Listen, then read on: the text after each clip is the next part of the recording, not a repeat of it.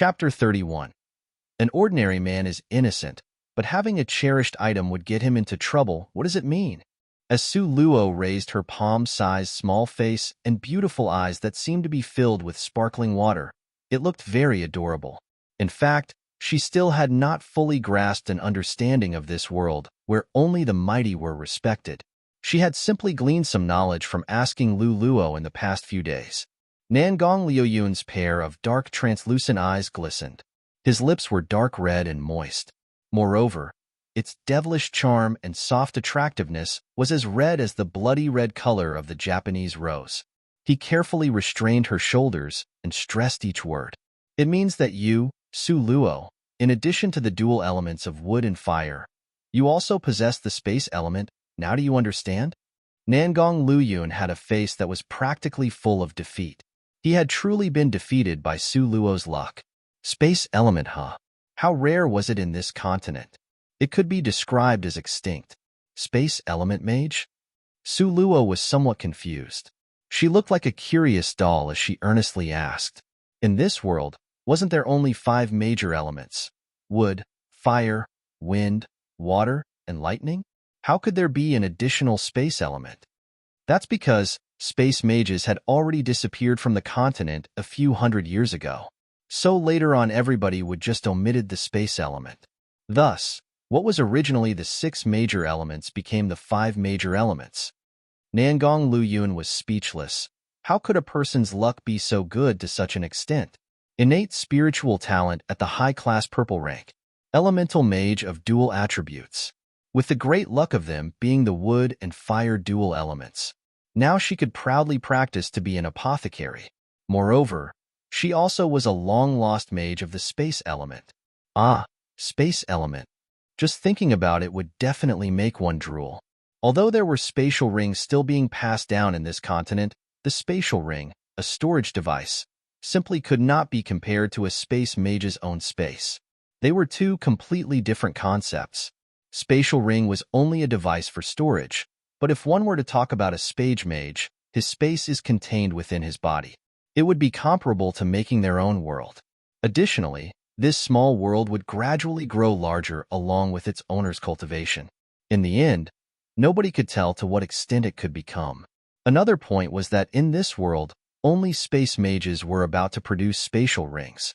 Since space mages disappeared from the continent, the spatial rings were currently exceptionally expensive. Take Eastern Ling Empire, for example.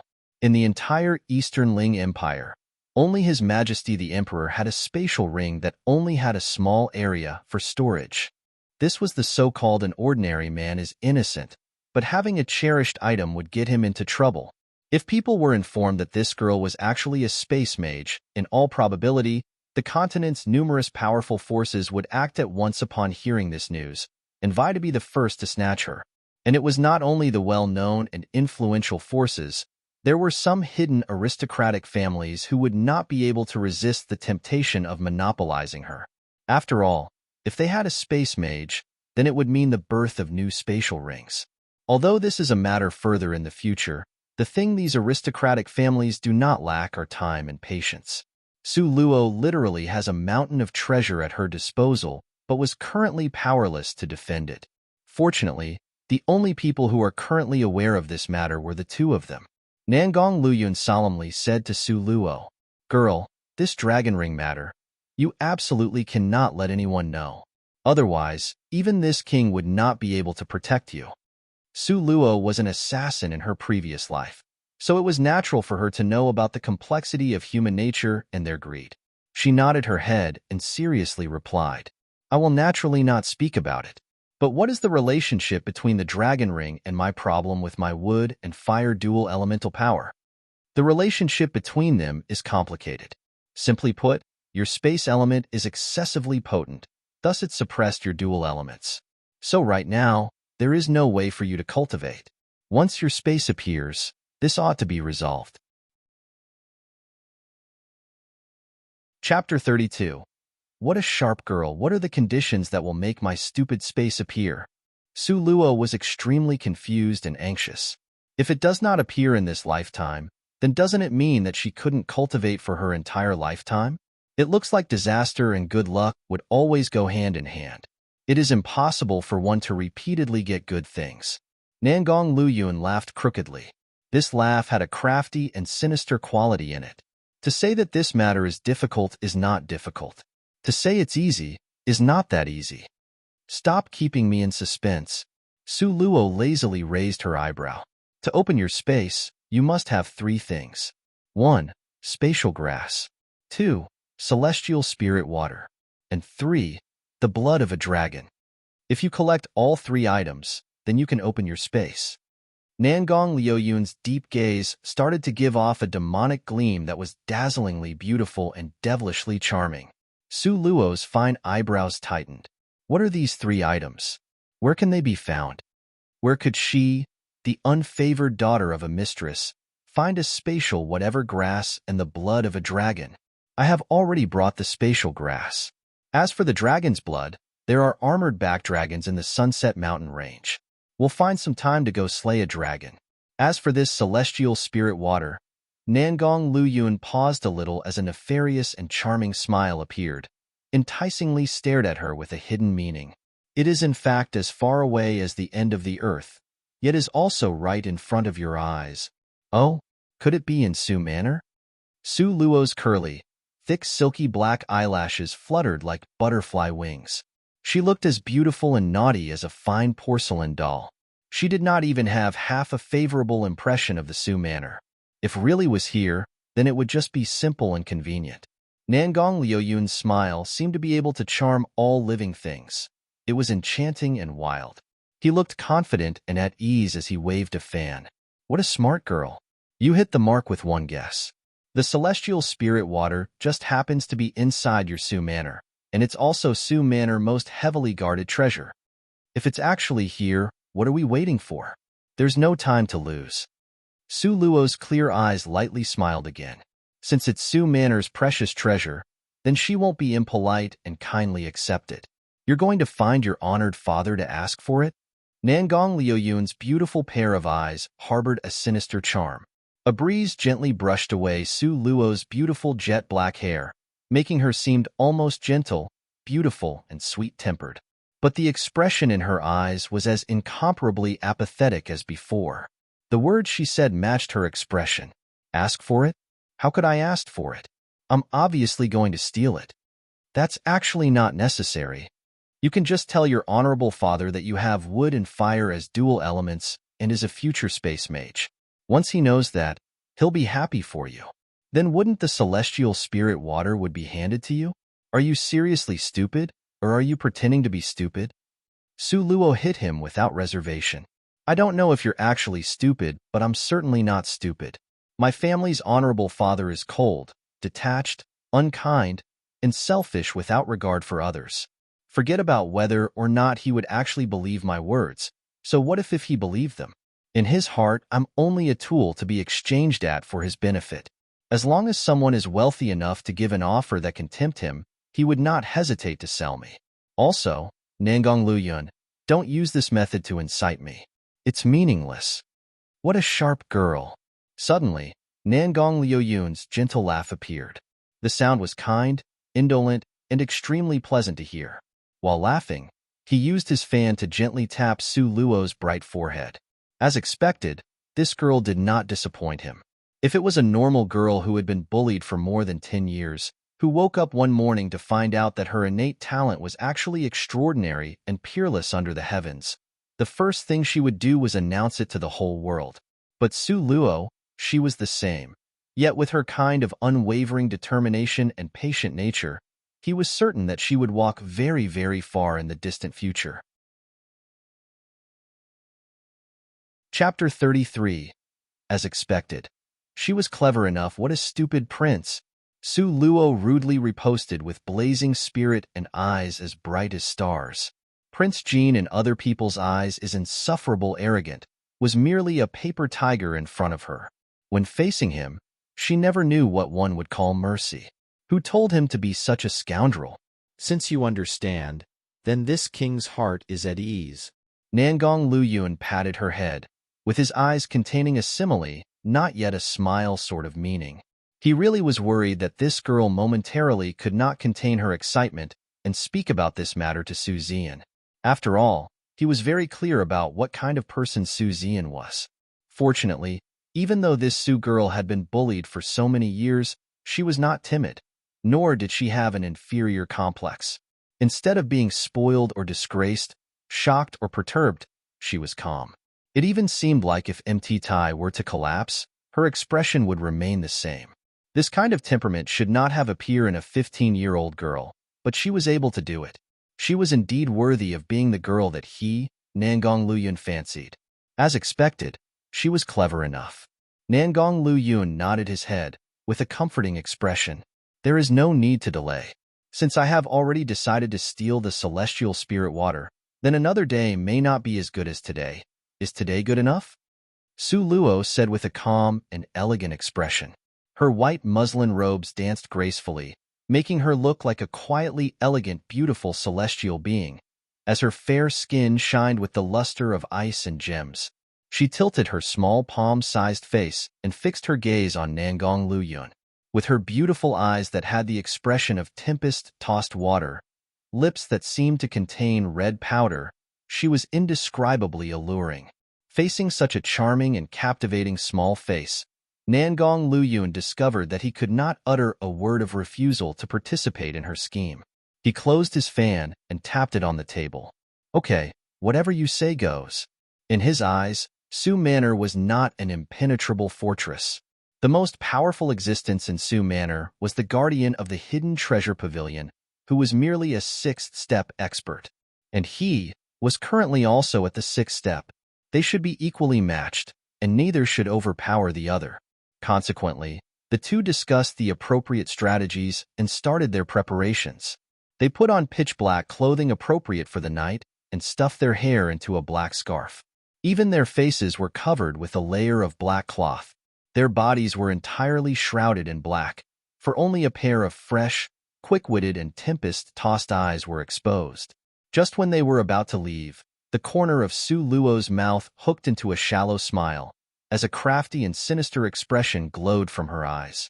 She retrieved the purple fish jade pendant from under her pillow and raised her slender eyebrows with a particular excitement.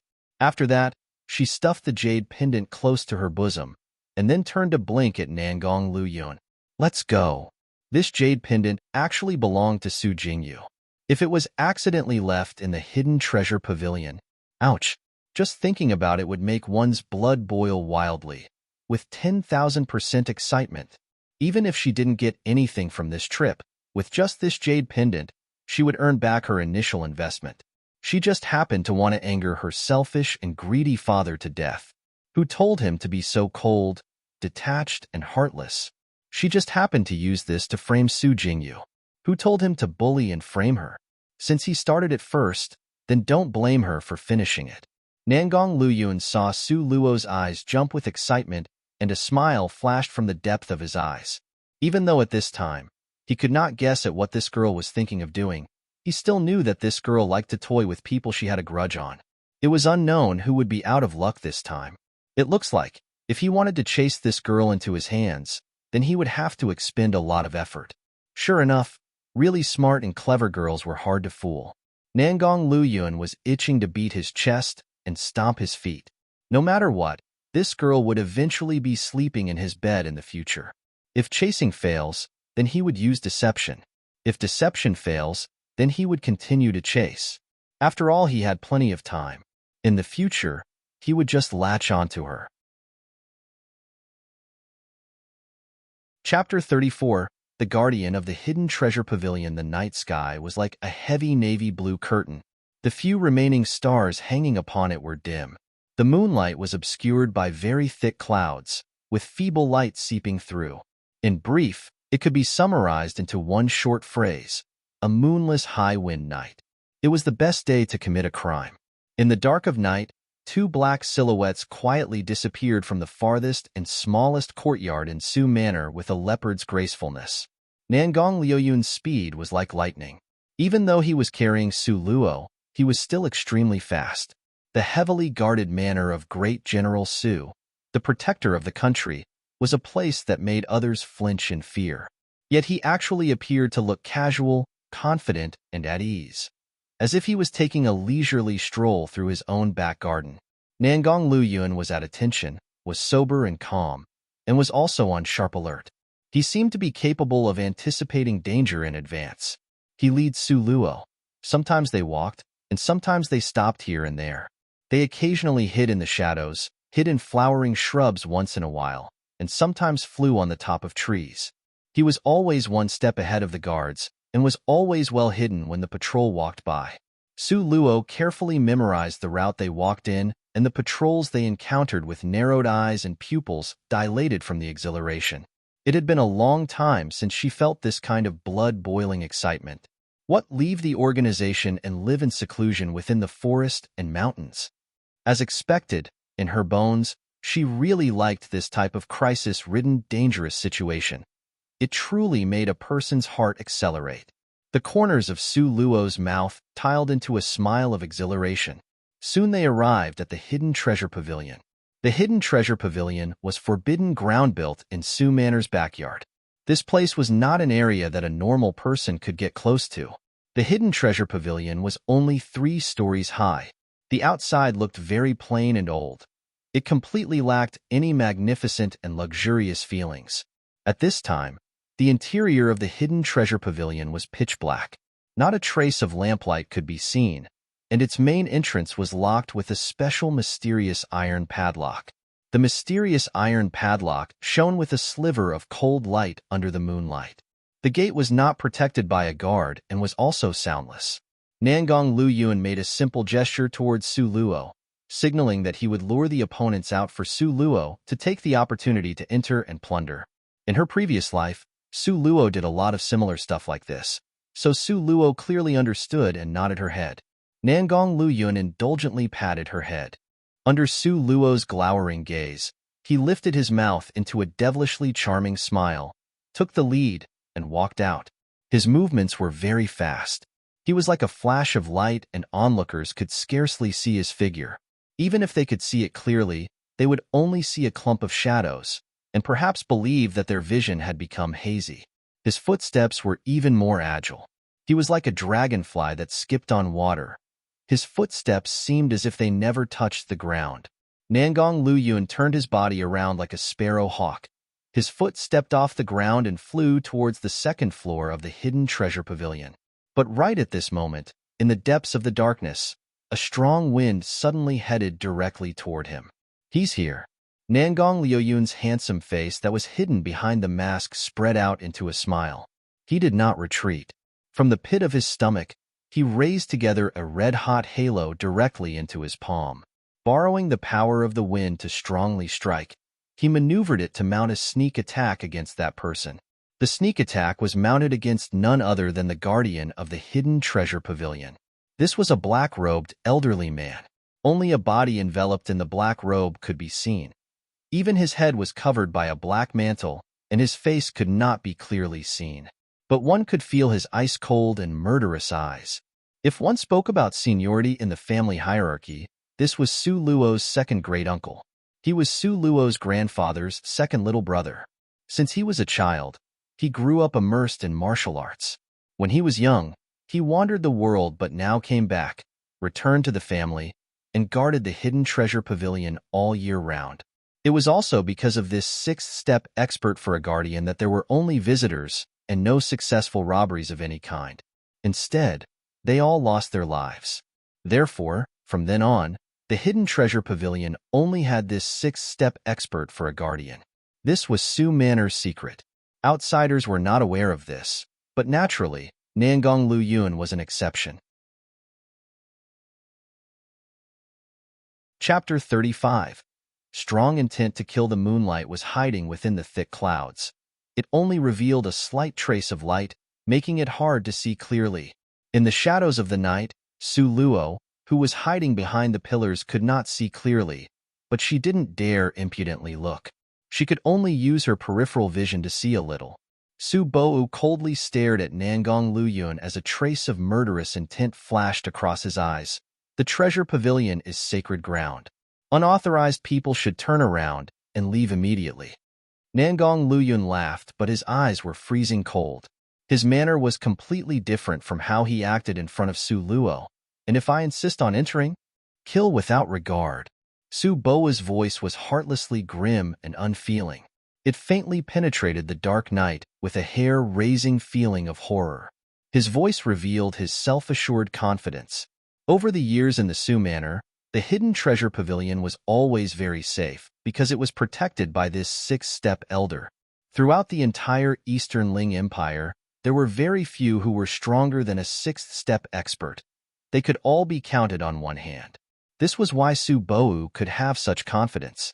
Prince Jin's entire body was hidden beneath a layer of black garments. The corner of his mouth curled up into a smile as his eyes flashed with an insolent fierceness. Kill without regard? Then let's see who will kill whom. Such arrogance.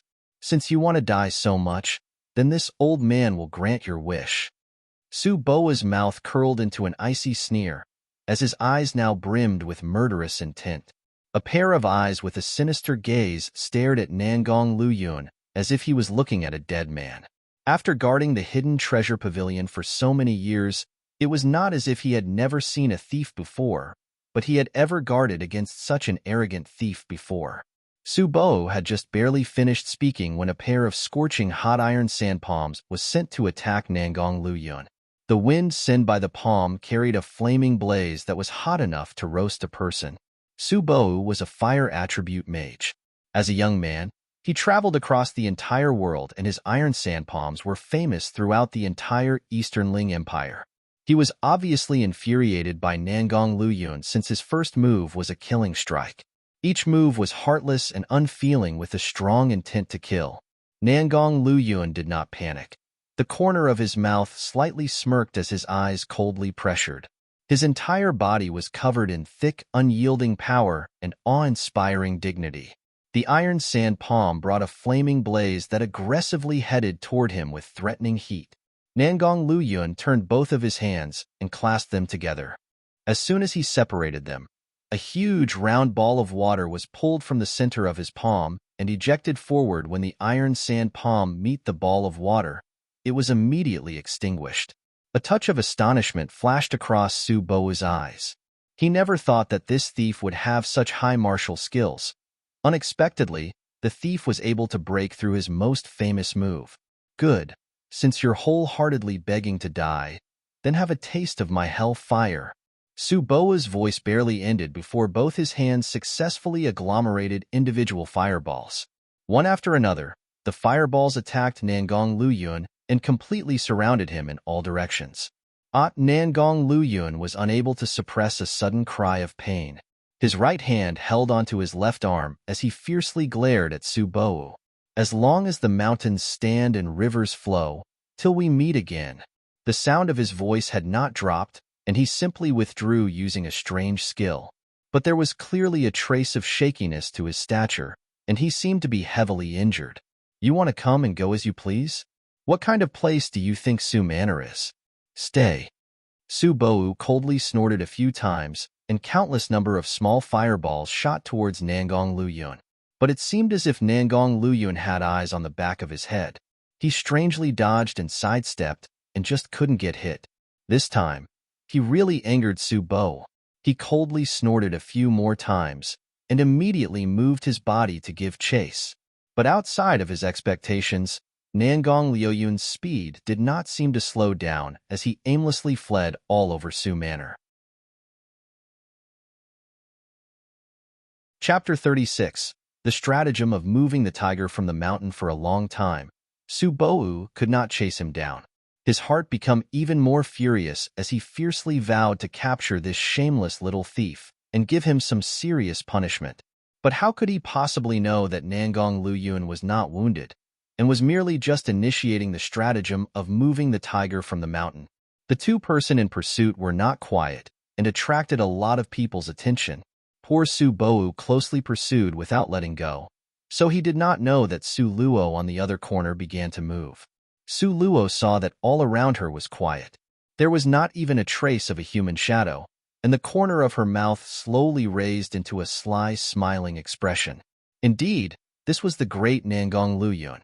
His use of moving the tiger from the mountain was really entertaining. At first, Su Luo thought that Nangong Luyun really did get hurt, but after seeing him having the relaxed frame of mind to throw her flirtatious glances while running away, she was reassured. The mysterious iron lock was made by the #1 cleverest craftsman in Eastern Ling. The lock's core was complicated and hard to solve, but this was merely to resist and unnerve others. Having opened a variety of complex modern locks, Su Luo could not be stumped by this lock. She retrieved a small thin hairpin and used it to fiddle around within the keyhole. Both eyes vigilantly watched her surroundings, ears listening for movements in all directions. Caution and prudence was her entire body's instinct. She wholeheartedly used all three of her senses. Her hand movement did not seem to slow down, for she was quite familiar with this fiddling movement. Click. In less than 10 seconds, the legendary, unconquerable, mysterious iron lock fell into ruin in Su Luo's hand. Thus, Su Luo quietly opened the lock, then hung it back on the door, and entered the room. Then she quietly closed the door with a movement that resembled moving clouds and flowing water, and smoothly completed in one go. This lock was said to be made by the world's #1 cleverest craftsman, but under Su Luo's omnipotent ability to open all locks, it collapsed at the first blow, and it was quickly cracked. Entering the first floor of the hidden treasure pavilion, Su Luo would not dare to light a lamp, because once a lamp gets lit in the room, assuredly, it was telling people, "Thieves are here, quickly catch them." Fortunately, Su Luo's vision was superb. To others this scene was pitch dark, but for her, the line of sight was only slightly blurred. The first floor lobby contains lots of shelves made out of pear tree wood. Every nook was also lined with small iron boxes and trunks. Su Luo looked at it one by one. She discovered that they just common gold, silver, and pearl jewelry, while the iron boxes were full of gold and silver bars.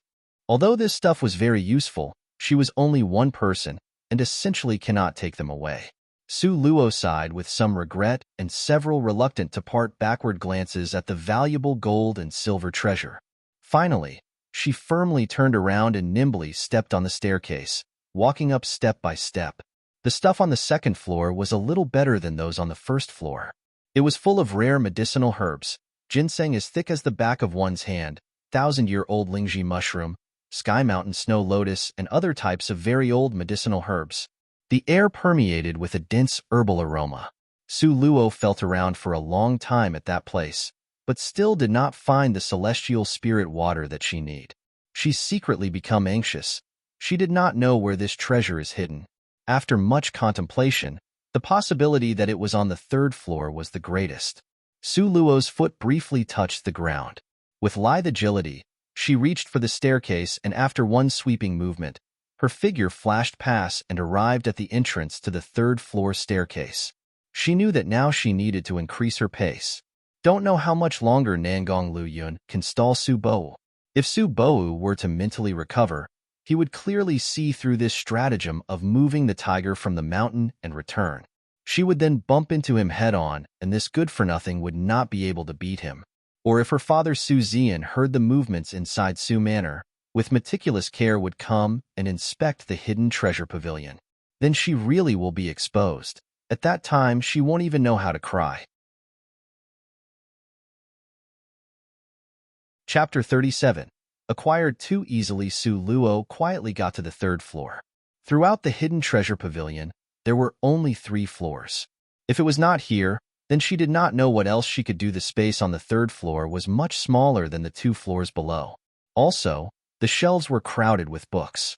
This gave Su Luo much more work to do.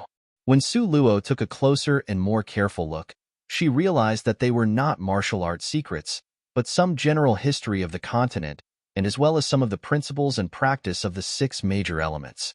How strange. These were common books. Why treasure them enough to put it on the third floor? Logically, wouldn't the third floor have the most precious treasures? Su Luo was a bit confused. As Su Luo's eyes fell off the shelves, her body suddenly paused and her eyes flashed with a trace of excitement. With her carefully honed killer instinct, she noticed that the books in the front of the shelf seemed amiss. This collection was placed in a purple wooden box. A total of 9 were standing vertically on the shelf. The reason why it was so strange was because the other books were covered in dust. But these books, they seemed to be touched often by somebody. The surface of the book was smooth and clean. It was also possible that the owner cherished it a lot and would wipe it off, and Su Luo's mouth dropped into a sly smile. This was it. Su Luo's hand played around with the box. However, there was not the slightest reaction. How come? Su Luo slightly wrinkled her eyebrows as she thought about it, and then decided to take the books out one by one. She would move one book out, stop, then carefully listen if anything happened. When she got to the 6th book, she suddenly felt the book was stuck. But no matter what she did, she couldn't get it out. When she took another careful look over the book, she suddenly laughed. As expected, this book was the most important. Suddenly, the book she was holding had been abruptly taken out. Whoosh, a small sound suddenly resounded in the dark. Su Luo discovered that the sound came from below her feet. Su Luo faced the direction the sound came from and took a look. At this time, 1 meter in front of her, the floor slowly opened, revealing a small black hole about the size of 10 square centimeters. Something that you wouldn't see if you weren't looking carefully. Su Luo went over, crouched down, and was surprised to see a small palm-sized box. The small box was made of rosewood, surrounded by a faint rosewood fragrance. The small box was not locked, so Su Luo could easily open it. Inside the box was a small jade bottle. Su Luo looked at it carefully. It was a flawlessly white jade bottle, with no labels on its surface. Just from its exterior, it was fundamentally impossible to see anything. Su Luo slowly opened the bottle and sniffed it. Suddenly, an unknown fragrance spread out. It was fresh and elegant. This smell made people relax. This kind of fragrance was exactly the same as what Nangong Luyun had described. Turns out this was celestial spirit water. It was really acquired too easily. But this was also thanks to Su Luo's professionalism from the past. If she wasn't so careful in all aspects, even if she searched the entire hidden treasure pavilion, it would have been impossible to find. Su Luo took the small bottle of water together with the box into her arms. It was not because she liked the rosewood box, but because she had another use for it. Not only that, it would be very useful too. Now that she had already gotten what she wanted, it was natural to quickly leave. But before withdrawing, that purple fish jade pendant shall be of great use. Chapter 38. When meeting face to face on a narrow path, the brave will be victorious. The corner of Su Luo's lips turned into a nefarious and charming sneer. Su Jingyu, wasn't it you who wrongly accused me? Framed me? Then I'll let you experience what it's really like to be wrongly accused and to be framed. Giving him a taste of his own medicine, Su Luo was very familiar with this type of thing. Looking at that tiny black hole, Su Luo's mouth tilted into a smirk, and then ruthlessly tossed the jade fish pendant into the hole. Moreover, she did not even bother to close the mechanism and immediately prepared to leave. But at this time, suddenly from outside the sound of hubbub could be heard. Faintly, torchlight could be seen coming closer. Su Luo moved close to the window and looked out, her heart tensed. What bad luck. Su Zian really did bring people over. Looks like he was not that stupid. He finally thought to check on the hidden treasure pavilion. Originally, if she did not find the celestial spirit water in the hidden treasure pavilion, Su Luo planned to conceal herself in the hidden corners on the 3rd floor. Humans had innate habits. If Su Zian saw the disorder on the 3rd floor, his first reaction was to check on the most precious treasure in his collection and look to see if it was stolen. This way, Su Luo, who was hiding in a dark corner, could clearly see the place where he stashed the treasure. But now, since she had already obtained the celestial spirit water from the box, she did not have to waste more effort. But Su Luo could totally imagine it. When her cheap father walked up to the 3rd floor and seized the disordered scene in front of him, it was very likely that he would be so furious that he might even die from anger. Just thinking about this made Su Luo's mood especially happy. Seeing that the pursuing force was about to arrive, Su Luo did not panic then.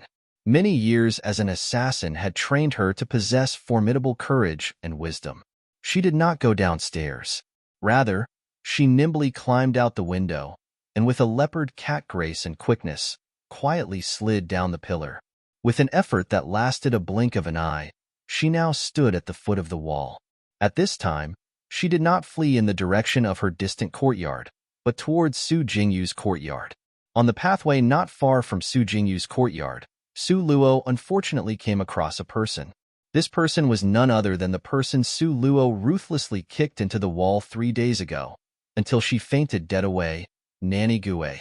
Nanny Gue had just regained consciousness today. She struggled to get up because she wanted to go to Madame's courtyard, tattletale to the Madame about who severely wounded her, and also had to tell Madame to carefully guard against that 4th Mississippi. So at this time, Nanny Gue, with the support of a maid, slowly walked toward Madame's courtyard step by step. Madame's courtyard was very close to Su Jingyu's courtyard. This narrow cobblestone path was the only route, so she and Su Luo met face to face on this narrow path.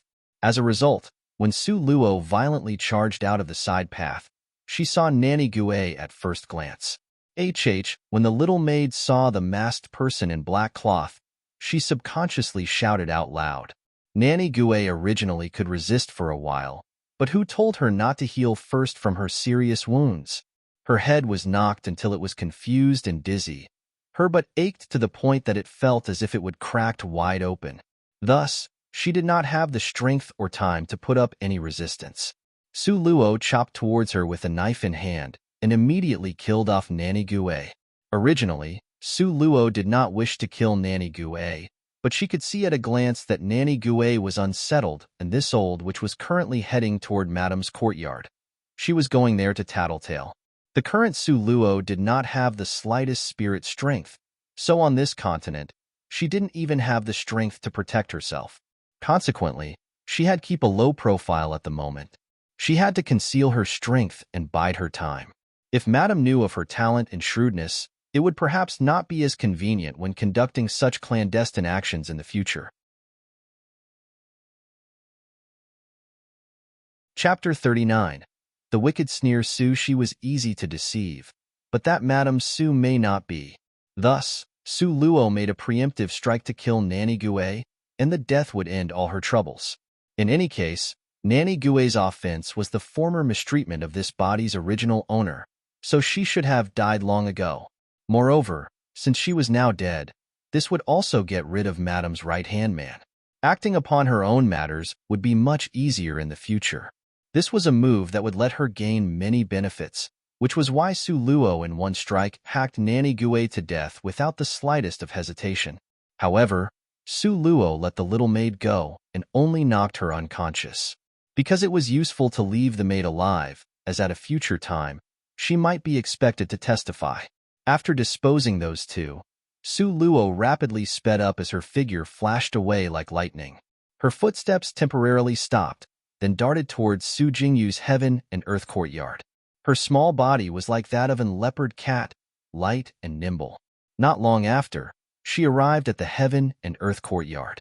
Tonight, Su Jingyu did not go out, and instead stayed in his room to cultivate. "There's an assassin!"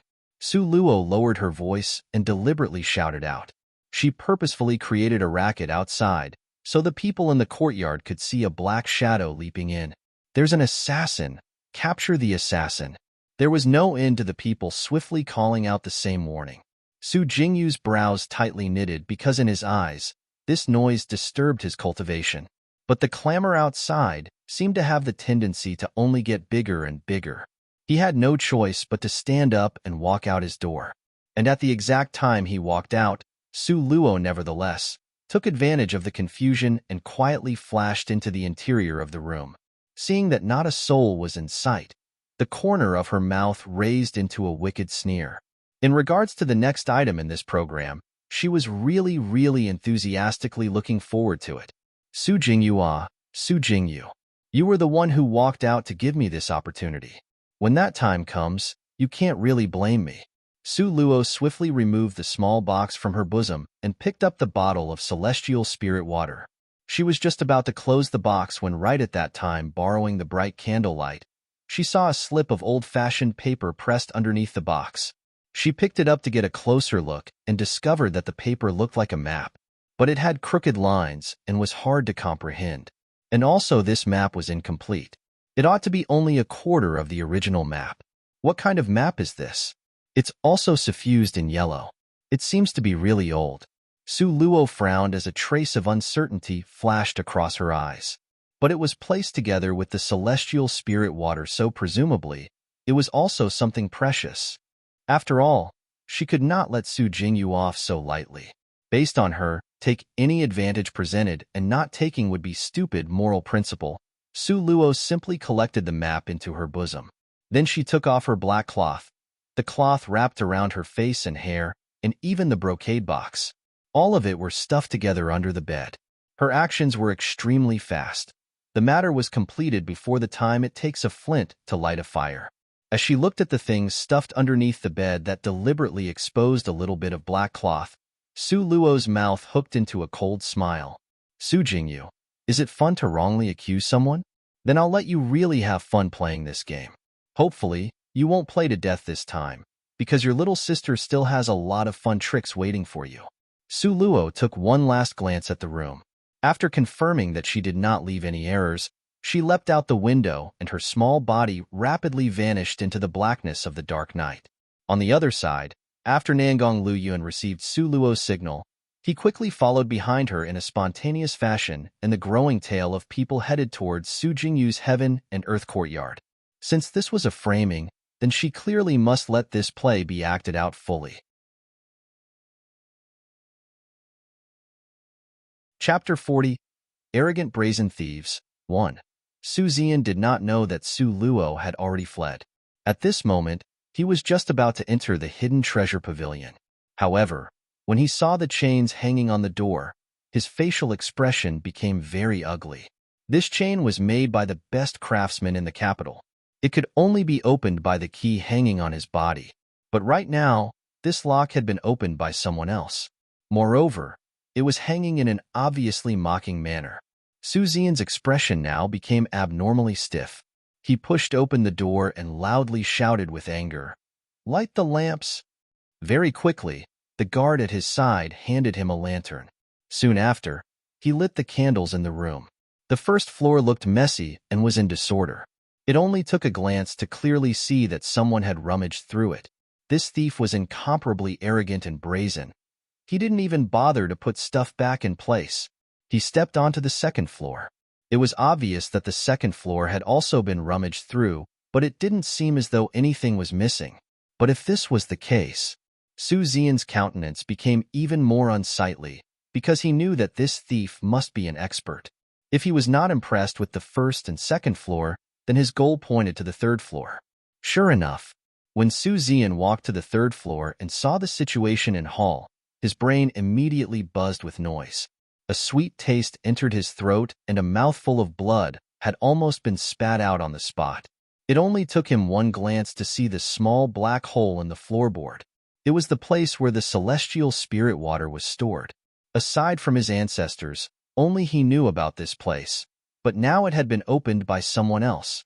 Su Zian could only feel his limbs go numb, and he was almost unable to stand properly.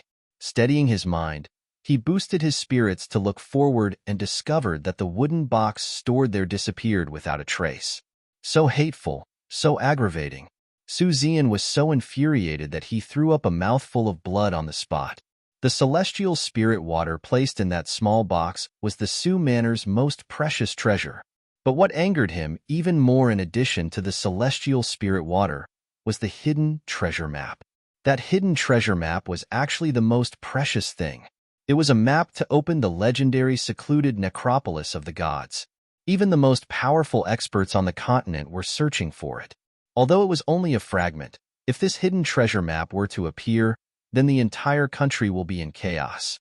And now it had been stolen, along with the celestial spirit water. Su Zian's entire body trembled with fury and could not say anything for a while. He felt like he was going to go crazy. Search. We must find the thieves.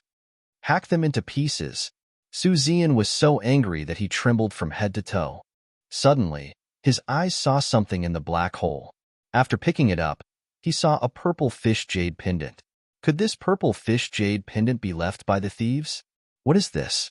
Steal something and leave something as a calling card? What arrogant brazen thieves! Su Zian believed that if this thief was standing in front of him right now, he would definitely strangle him to death. Unfortunately, he did not know that the thief he hated until his teeth itched was actually his good-for-nothing daughter who did not know any martial arts. Take this jade pendant to the mercenary union. Ask them to find all the information regarding this jade pendant as soon as possible. Su Zian believed that if he found the origin of this jade pendant, then tonight's thieves would not be able to hide. He must find the thieves and let them see that Su Manor was not a place where they could come and go as they pleased. But at this time, the guard's manner seemed hesitant. It seemed as if he wanted to speak but stopped. "Why haven't you left yet?" Su Zian angrily roared. "Great General, this jade pendant, this humble servant has seen it before." The guard hesitantly hummed and hawed. "You've seen it before? Where have you seen it before?" Su Zian's entire body was startled with excitement and inconceivably stared at the other party. Chapter 41. Arrogant Brazen Thieves 2. It's at. The guard was afraid to speak the truth.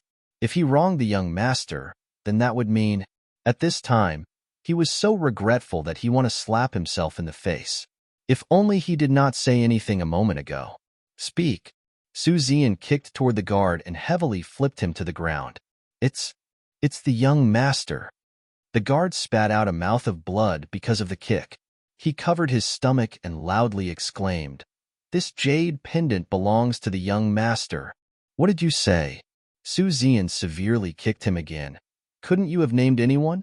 To actually say this jade pendant belongs to the young master? Impossible."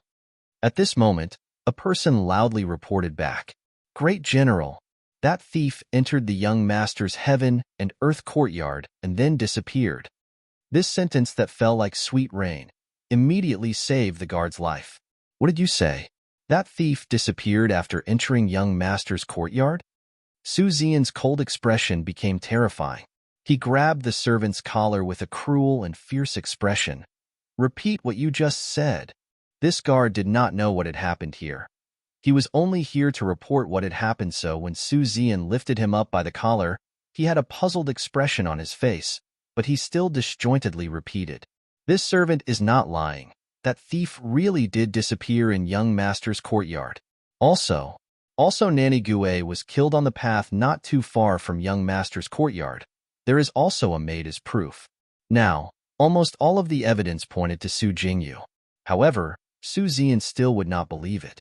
Su Jingyu was the son he highly regarded. He was none other than the Su Manor's successor. He simply did not have a reason to do this. Not possible. This is absolutely impossible. No matter what was said, Su Zian could not believe that the son he had personally educated would betray him. But the thief really did disappear into the heaven and earth courtyard. So he had to personally go and clear up this matter.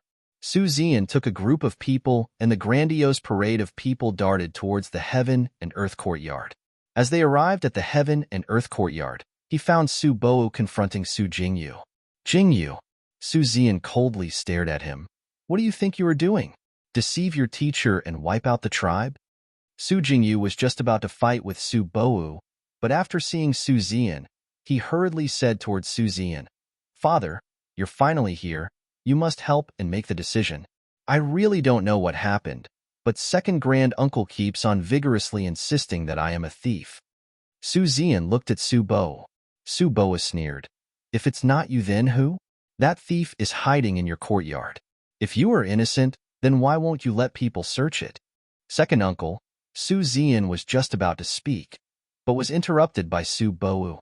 "Zian, second uncle personally saw the thief run into the heaven and earth courtyard. Even if Jingyu is your son, he cannot escape this responsibility. That thief was heavily wounded and walked with wavering steps. He simply could not have run far. If not for Su Jingyu strongly blocking the path, then he would have already caught the culprit." Su Zian's entire face filled with grief as he finally closed his eyes and painfully said, "Second uncle, the hidden treasure pavilion was robbed." "What did you say?" Su Boa's facial expression suddenly changed. It became ugly. "What was stolen?"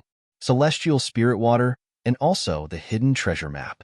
Su Zian was so depressed that he wanted to hit the wall. Su Boa's expression became even more ugly. He unsteadily swayed and almost spit out a mouthful of blood. He only realized now that the opponent had used the stratagem of moving the tiger from the mountain. The opponent tricked him away, and afterwards, another person took the opportunity to sneak into the hidden treasure pavilion. After thinking this far, Subo wished he could harshly pound his own head.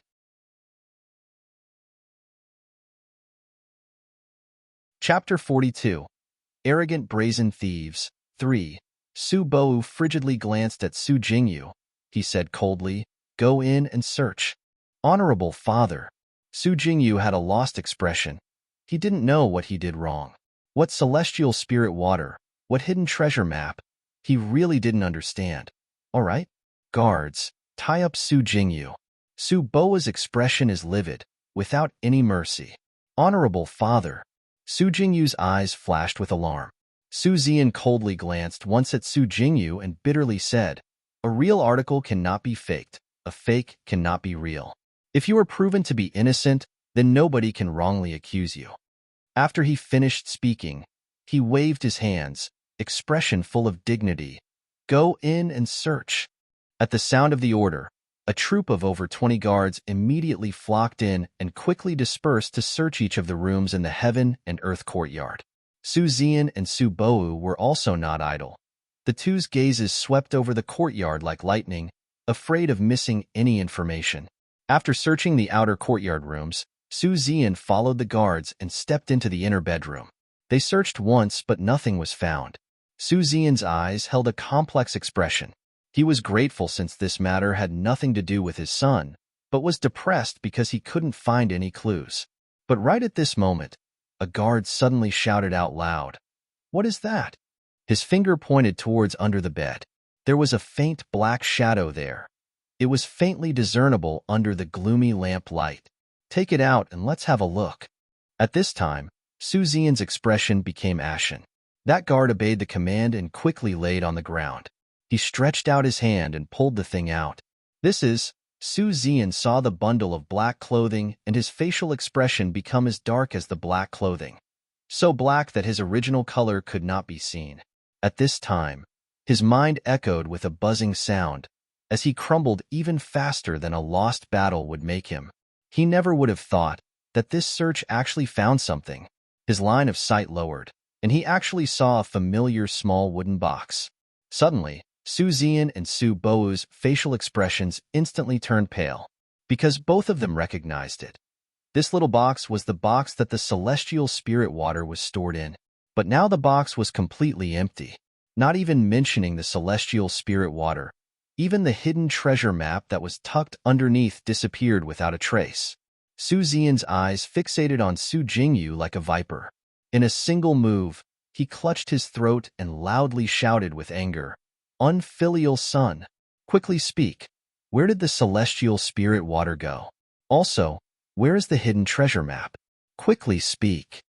At this time, all the evidence and all the coincidences pointed to Su Jingyu. Even if he had 100 mouths to argue, it was beyond his ability to deny.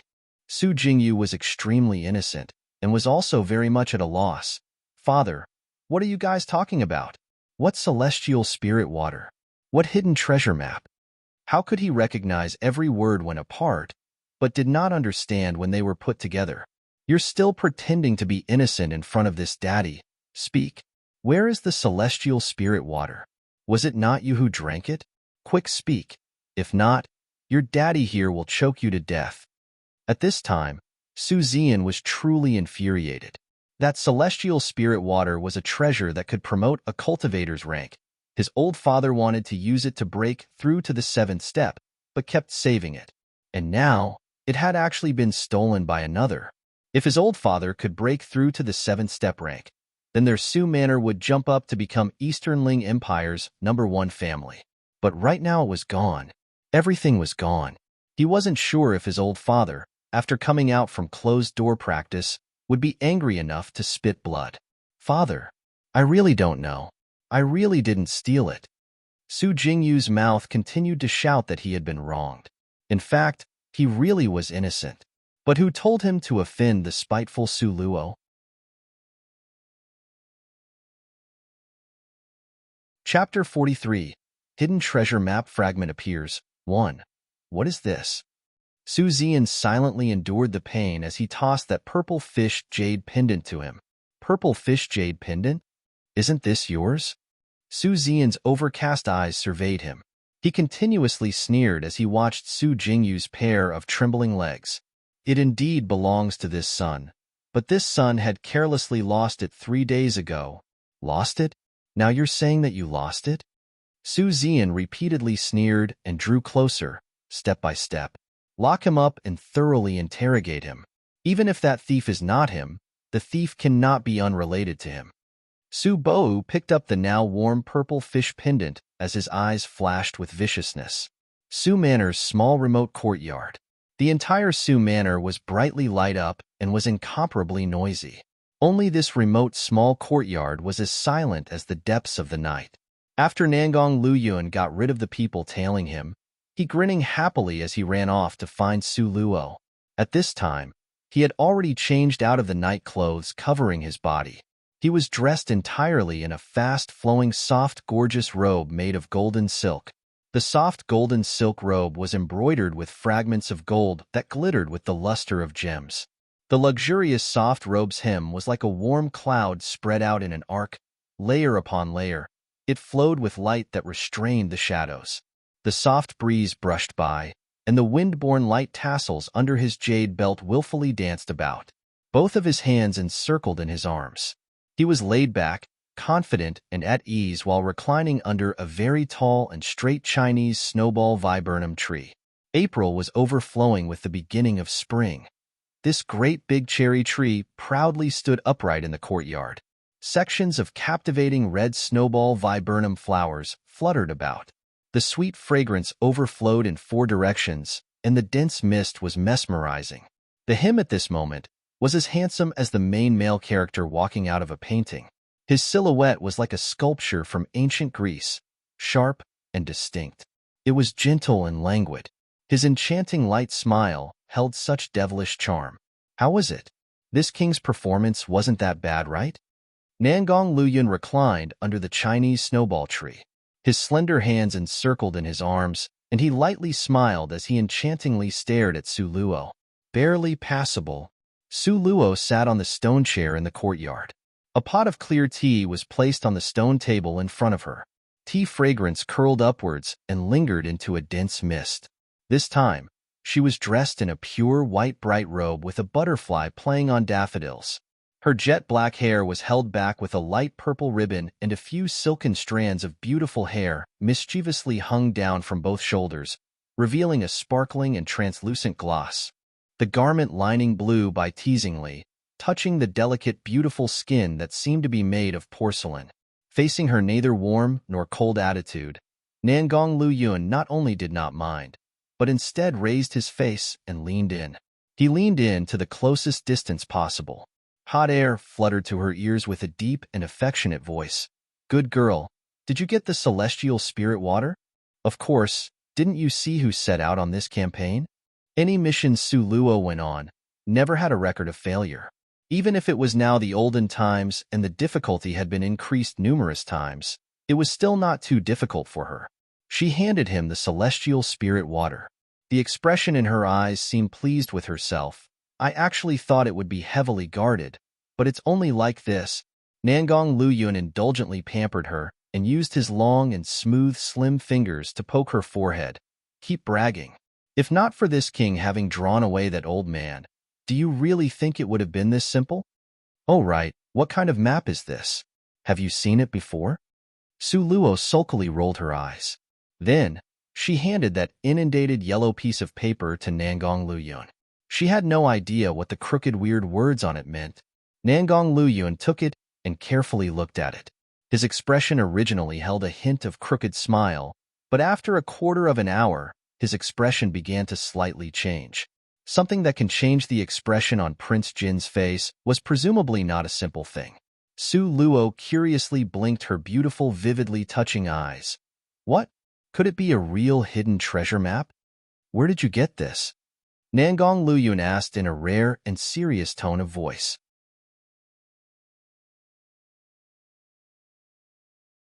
Chapter 44, Hidden Treasure Map Fragment appears, 2. It's not something I was specifically searching for. It was hidden in the box with the celestial spirit water. I originally wanted to use the box to frame Su Jingyu, but after seeing this piece of paper, I pulled it out right away, as to avoid letting Su Jingyu off lightly. Su Luo very innocently blinked her eyes. She even shrugged her shoulders. Nangong Luyun was so excited to the point of being speechless as he stared at Su Luo. A short time later, he used a little more force to rub her head. Girl, what did you eat when growing up? How could you be so lucky? Went to steal celestial spirit water and can also come out with a hidden treasure map. Although he was the legendary prideful son of heaven, God's favorite, compared to Luo girl's luck, he really felt all kinds of great admiration and envy. Within these short few days of interacting with her, it looked like, not only was her innate spiritual talent of the high-class purple rank with wood-fire dual elements to cultivate as an apothecary, she was also a space mage, and now, she actually coincidentally fished out a piece of hidden treasure map to the secluded divine shrine. Thinking about that really made him have the urge to run into a wall. Nangong Luyun could not help but secretly guess. This girl, could she be the illegitimate daughter of the goddess of fortune? As Su Luo was stared at by his deep eyes, she grew a little hesitant. Her slender fingers poked him in the arm. I'm asking you a question. Quickly, speak. Could it be that this is a real hidden treasure map? It's undeniably the real deal, Nangong Luyun said with certainty. His tone seemed to lack strength. It was very clear that he still had not recovered his thoughts from the blow. Then it is really valuable? Su Luo raised her palm-sized small face as her beautiful eyes reflected the flowing water's radiance. How could the word valuable be used to describe it? Nangong Luyun's facial expression did not agree. This is simply a priceless treasure. The celestial spirit water can't even be mentioned on equal terms with it. Is that true or fake? Su Luo immediately became exhilarated. She doubtfully looked at her own pair of white tender hands. These hands' luck was really that godlike? How could I lie to you? This fragment is one piece of the secluded necropolis of the gods map. Secluded necropolis of the gods. That is an existence which transcended endless years. Rumor has it, people coming out of there, even those considered most ordinary, can exterminate a country on this continent in one move. One of the most ordinary of persons from there could destroy a country in only one move? No matter how calm Su Luo was, she still cannot avoid opening wide her beautiful misty eyes. How could this let people live? Su Luo simply could not imagine it. Even if an extremely strong person came over, how could he annihilate a country with only one move? This is simply unimaginable. This is indeed what the legends say. Nangong Luyun's pair of beautiful eyes became deep and mysterious. He faintly said, "It has been said that there was a struggle between experts of the secluded place many years ago. They all died in the final charge. The bodies of the extremely strong practitioners were buried in the secluded necropolis of the gods." Nangong Luyun paused. A pair of beautiful abstruse eyes seriously gazed at Su Luo, including all the divine artifacts they had on their person. Those were also buried in the secluded necropolis of the gods. Divine artifacts carried by extremely strong practitioners. Su Luo sucked in a mouthful of cold air. Let's first not speak of extremely strong people. If speaking about even one random ordinary person that came from the secluded place, that person could annihilate this entire city's strongest experts in one move. And now, divine artifacts of extremely strong practitioners were buried there in the secluded necropolis of the gods. Even thinking about it would make one's mouth water. I really want to go there and dig for treasure, Things like unearthing treasure was something she really loved to do. That's something you have to wait for. Nangong Luyun's jet-black eyes faintly glowed like obsidian. He smiled lightly as he rubbed her head, as if stroking a pet. For the current you, forget about the first step. You don't even have the most basic of spiritual power. How could you get there? Fine. Su Luo admitted it. The blow hit her where it counted.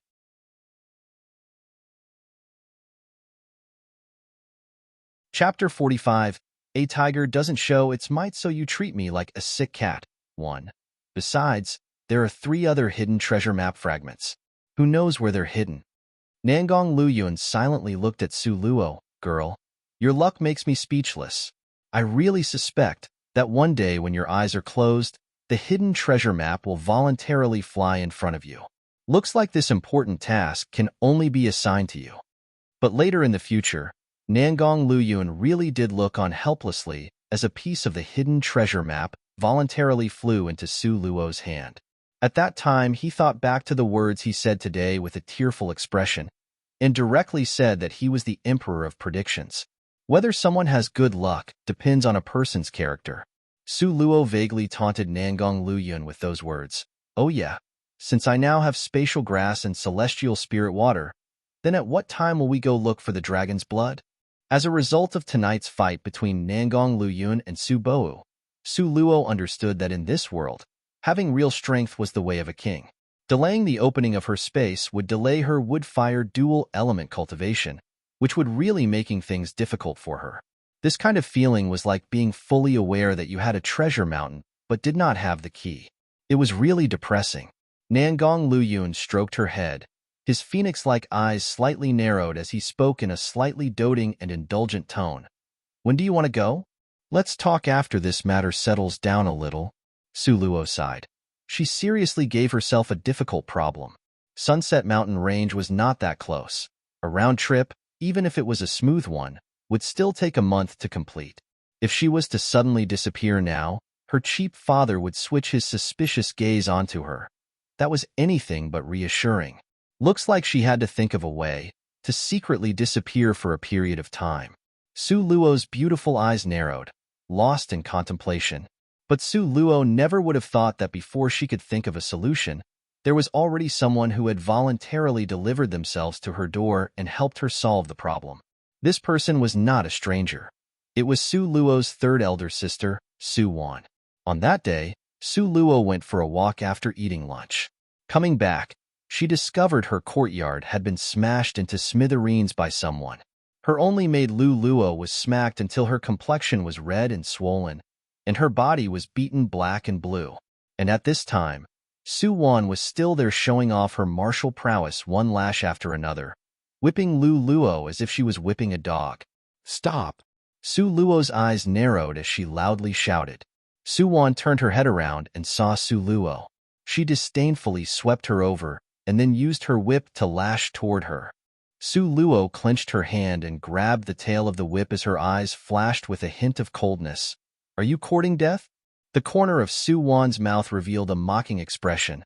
Su Luo, a noble person should know her stuff. How can you, an ordinary person, speak like this to me? Are you thinking of courting death? Su Wan was now a first-step martial artist. Although it wasn't sufficient to be near the top, she felt superior compared to the good-for-nothing Su Luo. Su Luo coldly smiled. Then can I ask this noble first-step marital artist, Your Eminence coming to my small courtyard, is to get rid of anger against whom? Su Luo, you're still trying to hide it even now? Humph. That day at the Lotus Pond, you saw it, didn't you? Since that day, Su Wan was continuously humiliated and insulted by Su Shi. She really was unable to live through those kind of days. Later on, she accidentally learned that day Su Luo actually passed by that place from the mouth of a maid. When she recalled how sorry she looked and was seen by Su Luo, a whiff of anger could not be suppressed and belched out. But Su Wan would never think that not only had Su Luo passed by that place, she was actually the originator of the incident. If Su Wan knew, then perhaps she might even have the heart to kill Su Luo. In front of others, Su Wan was gentle and kind, but in front of Su Luo, she would undoubtedly reveal her true nature. She was just simply too lazy to pretend.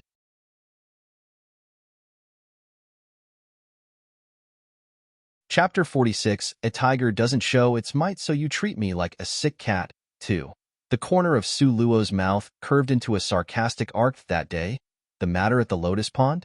Oh, third elder sister. Are you talking about that day when you fell into the Lotus Pond? During that time, you rushed out, but suddenly encountering the big fire, you jumped in again.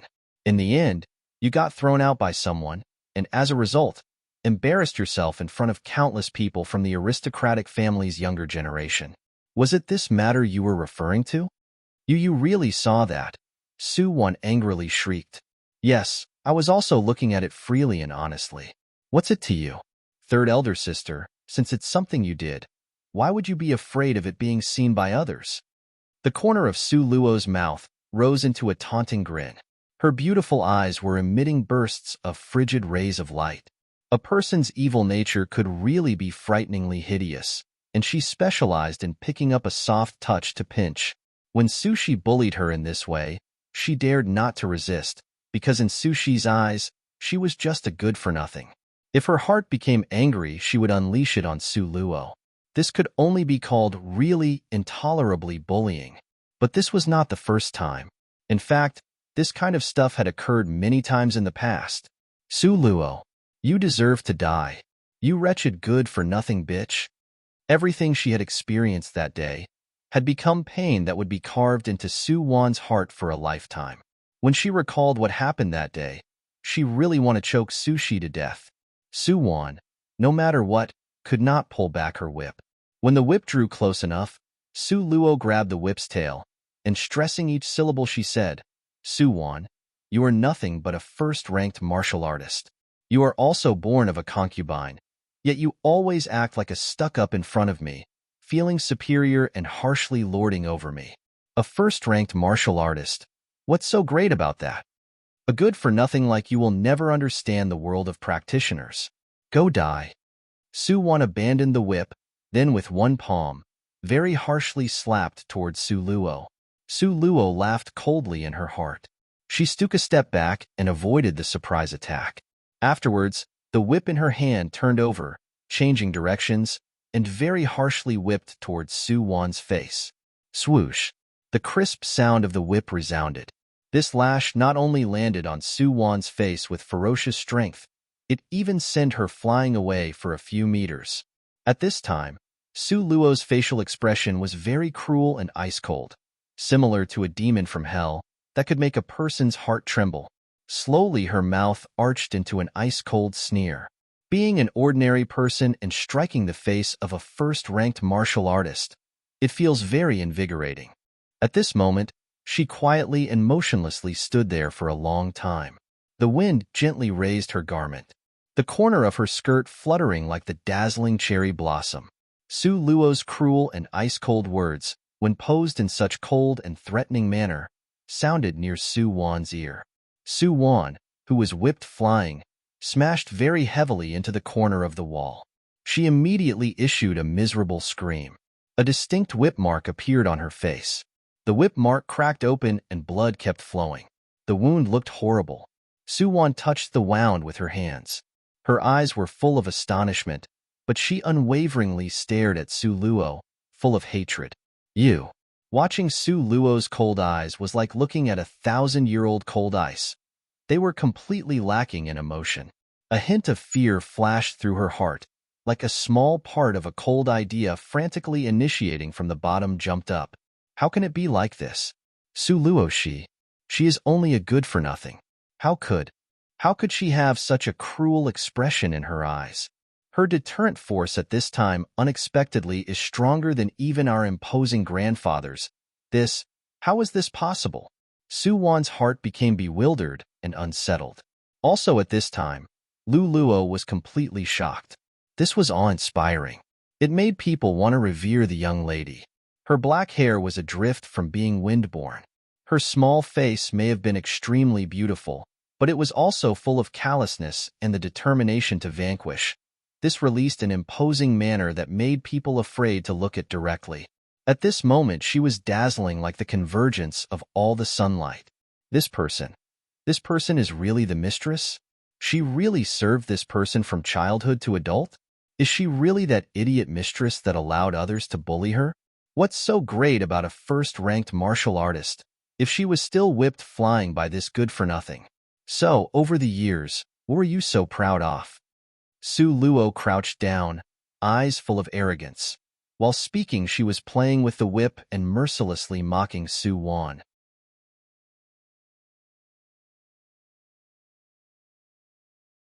Chapter 47. A tiger doesn't show its might, so you treat me like a sick cat. 3. You? Su-won bit her trembling lips after recovering some of her spirit. Her eyes boiled with rage, full of disbelief. You dare to hit me? Su Luo very innocently shrugged with her hands spread. How could this world have such a stupid person? Obviously you have been hit, but to still continue to ask, you actually hit me? Such a brazen insult caused Su Wan's lungs to almost explode from anger. Her face trembled, and stressing each syllable through gritted teeth, she said, You court death. The one courting death is you. Su Luo took out the whip and mercilessly whipped her body, lash by lash. Her eyes were shining with a brilliant light that could leave a person in a state of terror. This whiplash is for the previous Su Luo. This whip is lashed for Lu Luo. This whip is lashed for the ants that were crushed to death by you. Su Luo's justifications was full of fantastic oddities of every description, but she could always find a reason to whip Su Wan. It's like at a wine table. People will always find a justification to force the other to drink until they become drunk. In almost no time, Su Wan's body was covered with lash marks. Her clothes had become ragged, worse than a beggar's. Su Luo, I will never let you off. Absolutely never. Su Wan crawled up. While hugging her exposed body, she urgently began to take steps to run out. As she made her way, she staggered along. She fell down and then crawled up and then fell down. She looked like a very sorry figure. Watching Su Wan's figure from the back as she ran away, Su Luo's pupils manifested a sneaky, crafty grin.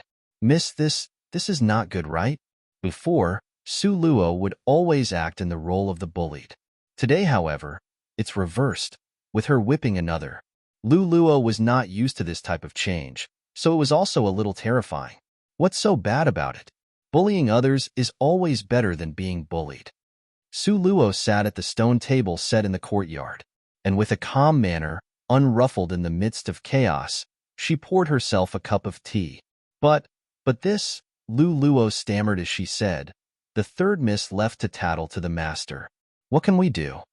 Wasn't the mistress afraid of the master before? In front of him, she would always be a yes man, almost unable to speak a complete sentence. Now, however, it seemed as if she is not even a little afraid. My cheap father, right now, won't be in a relaxed enough frame of mind to deal with other people's business. He has something keeping him busy at the moment. This matter was also something Su Luo found for him.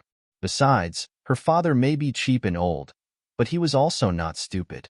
In this world where the strong were respected, Su Wan was a first-rank martial artist who couldn't even beat an ordinary person. Under these circumstances, what's the use of supporting this daughter? Wouldn't it just be a waste? Her cheap old father can calculate very well in regards to this matter. It was really unnecessary for her to worry about anything. Sure enough, Su Wan, while covering her face full of whip wounds and weeping endlessly, ran to find the great Su General Su Zian. However, she encountered being given the cold shoulder that she had previously never before experienced. Su Zian impatiently suppressed his temper and listened to Su Wan's tale of receiving unjust treatment. He exhaustedly rubbed between his eyebrows to relieve the stress, but, in the end, he was unable to tolerate any more. He settled it straightforwardly with one sentence.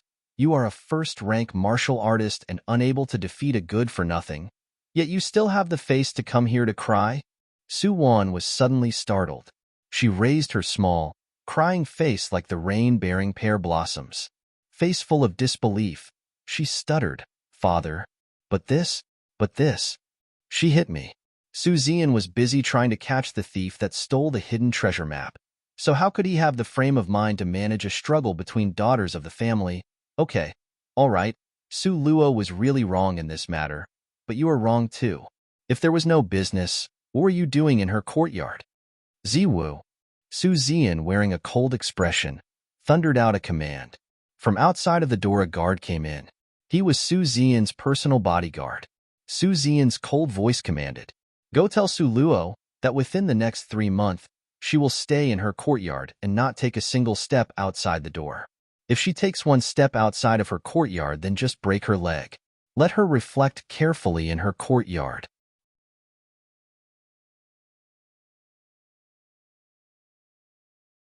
Chapter 48. A tiger doesn't show its might, so you treat me like a sick cat. 4. Ziwu, with a cold face, tersely agreed. His gaze landed upon Su Wan's face, and a flash of astonishment shone from his eyes. Afterwards, with some disgust, he turned his face away and finally left, following the command. Isn't it merely solitary confinement? To let her go this lightly? This is absolutely inconceivable. Su Wan was so angry that she almost cried. She shouted and crawled toward Su Zian and was even about to hug his thigh. It was a pity that her face was smeared with blood coupled with tears, sweat, body clothed in rags. And when she had rolled around the floor before, it had become truly filthy. Her entire being looked no different from that of a malicious spirit. Su Zian's eyes flashed with loathing. This daughter is also a useless tool, only knowing how to stir up trouble, but never thinking of a way to help lessen his burdens. A touch of anger flashed across Su Zian's heart as he recalled that, just a few days ago, this was the very same Su Wan who had heavily lost face in front of the crown prince. Although everyone outside said it was Su Luo, but as for the actual truth, as a father, how could he not know?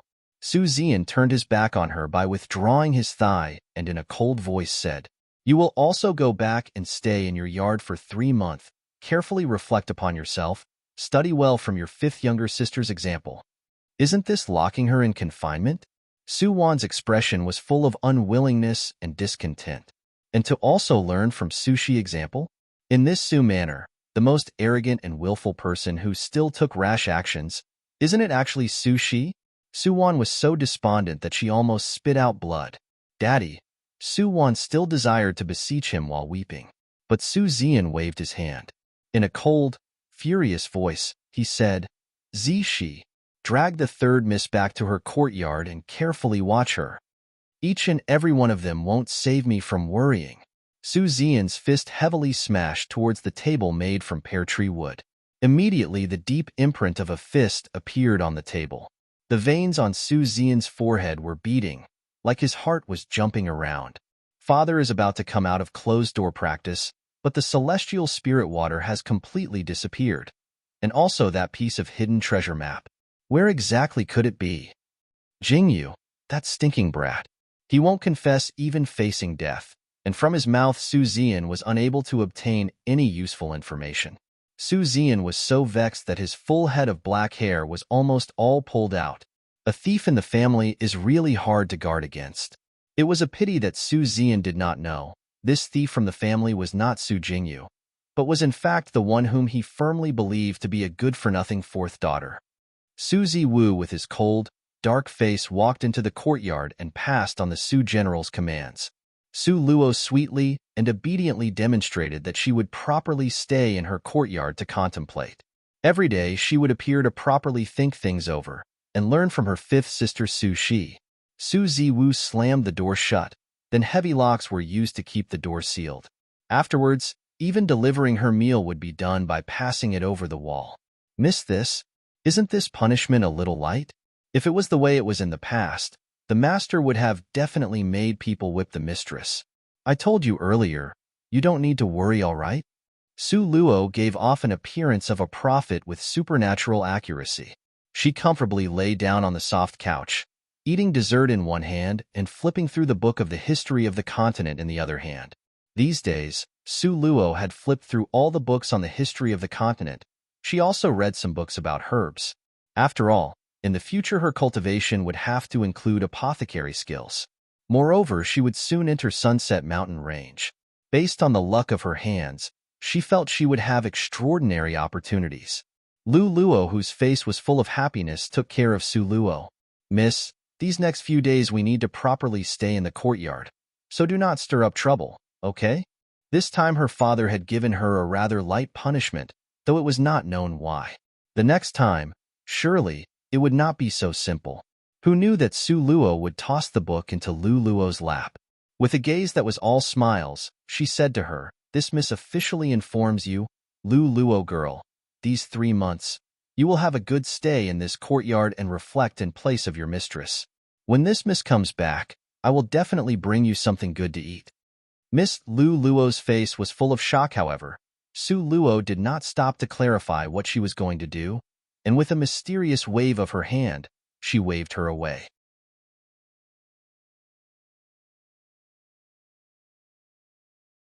Chapter 49. A Strong and Overbearing Kiss. 1. When Su Luo and Nangong Luyun decided on a meeting place, she obediently waited under a big tree on the outskirts of the town. Not long after, clouds of dust rose from far away, and one could hear the waves of sound coming from a beast's roar. Su Luo looked ahead. She saw a strangely shaped horse dragging an exquisite carriage and galloping towards her in a fast, vigorous manner. In a blink of an eye, it had arrived. The gorgeous, extravagant carriage had the curtains surrounding it were cut from real silk and inlaid with an obscure red plum blossoms embroidery. The carriage was made from pear tree wood, and its two walls were engraved with golden flowers. The gilding was inlaid with jade that were formed into exquisite carvings along with other cut gems. From the top of the carriage, rows of pink tassels that surrounded the gig dangled and spun around in the wind, creating a gorgeous atmosphere. What made more people turn around was the white horse. This was not just any insignificant, ordinary horse. If one looked closely, it could be seen that his body was covered in greenish-blue scales, yet its body was still like that of a horse. It looked like an unusual divine spirit horse. Furthermore, its running speed was faster than a thousandly blood-perspiring treasure horse by several folds. Almost in a blink of an eye, it stood quietly, not moving, in front of Su Luo. The greenish-blue scales on its body gleamed. Nodding its head and shaking its tail, the horse raised both hooves and wind toward the sky, giving off the appearance of a true divine spirit horse. Could this be a dragon-scaled horse? Su Luo exclaimed in surprise. These days she had been focused on studying the history and general knowledge of this continent, so she currently had some knowledge about common species. How could it not be? Nangong Liuyun's indulgent, devilish, charmingly low voice carried a hint of laughter. His sedan chair was obscured by a curtain of jade beads, but she could faintly see Nangong Luyun gracefully reclined on the soft cushion inside the horse carriage. She could see that he was dressed entirely in a gorgeously flowing, soft robe made of golden silk threads. Its hem was curved like a warm cloud, twisting and turning, draped across the edge of the soft couch with layers folded upon layers. Even the flowing light dispelled all of the shadows and created a pretty flirtatious and compelling atmosphere. Even for a moment, Su Luo found it hard to believe her own eyes. According to her knowledge, the dragon-scaled horse was a type of demon beast with extraordinary strength. Even the most ordinary, run-of-the-mill dragon-scaled horse's strength was equivalent to a person of 5th-ranked martial artist. What kind of strength was someone of a 5th rank? Take, for example, Su Shi. This little genius was still only at the 2nd rank. Su Jingyu is merely at the 3rd rank, and, as for the Grand General that protects the country, Su Zian, he had not even passed the 5th rank. Just with this single small dragon-scaled horse, one could be compared to an important general that protects the country. Among all the powerful people, only Nangong Luyun had this horse in the entire Eastern Ling Empire. Nobody else had one. Not only that, he did not raise this dragon-scaled horse as a battle companion, but instead used it as he wished to draw a carriage. Its use was extremely extravagant. He was indeed deserving of being called His Legendary Highness, Prince Jin.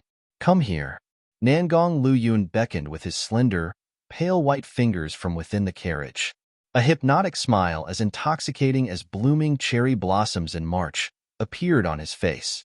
His words were unhurried and careless, but held a kind of strength that couldn't be ignored. Su Luo, who wanted to test the speed of a dragon-scaled horse, voluntarily lifted the jade bead curtain and sat inside. Compared to the carriage's gorgeous, extravagant exterior, the interior space was much more delicate, beautifully detailed, and refined. The interior wall was inlaid with all kinds of gemstones, amber, pearl, and high-quality crystals that were priceless and unique. These gems emitted a faint luster, which generated the excess light that sweep away the haze and blur of any shadows. Such an extravagant carriage room. You must have milked many people dry of their blood, sweat, and tears. Am I right? Su Luo, while admiring the luxurious carriage interior, clicked her tongue in wonder. Nangong Liuyun's face was like the full moon of mid-autumn, pure white and sleekly smooth, were accentuated by a pair of beautiful eyes like resplendent obsidian jade. He muffled a light laugh. What about it? Are you going to play the part of the righteous heroine that comes to the aid of those suffering injustice? I don't have that much spare time. Su Luo waved her hands. She sat and, doing as she pleased, picked up the white jade teapot and gracefully poured herself a cup of fragrant tea. As she finished pouring, she gave praise, as expected of His Highness, Prince Jean. You really know how to live life to the fullest. Sitting in the most ostentatious horse carriage, drinking the most concentrated and fragrant green tea. Also discovering the most obstinate woman. Nangong Liuyun's lanky arms went fishing, and completely lacking any warning sign, Su Luo had already fallen into his embrace. Thousandly blood-perspiring treasure horse. A special type of normal horse raised with parasites in them. The horse runs very fast due to the parasite. They will also sweat blood around their neck, thus getting their name Sake.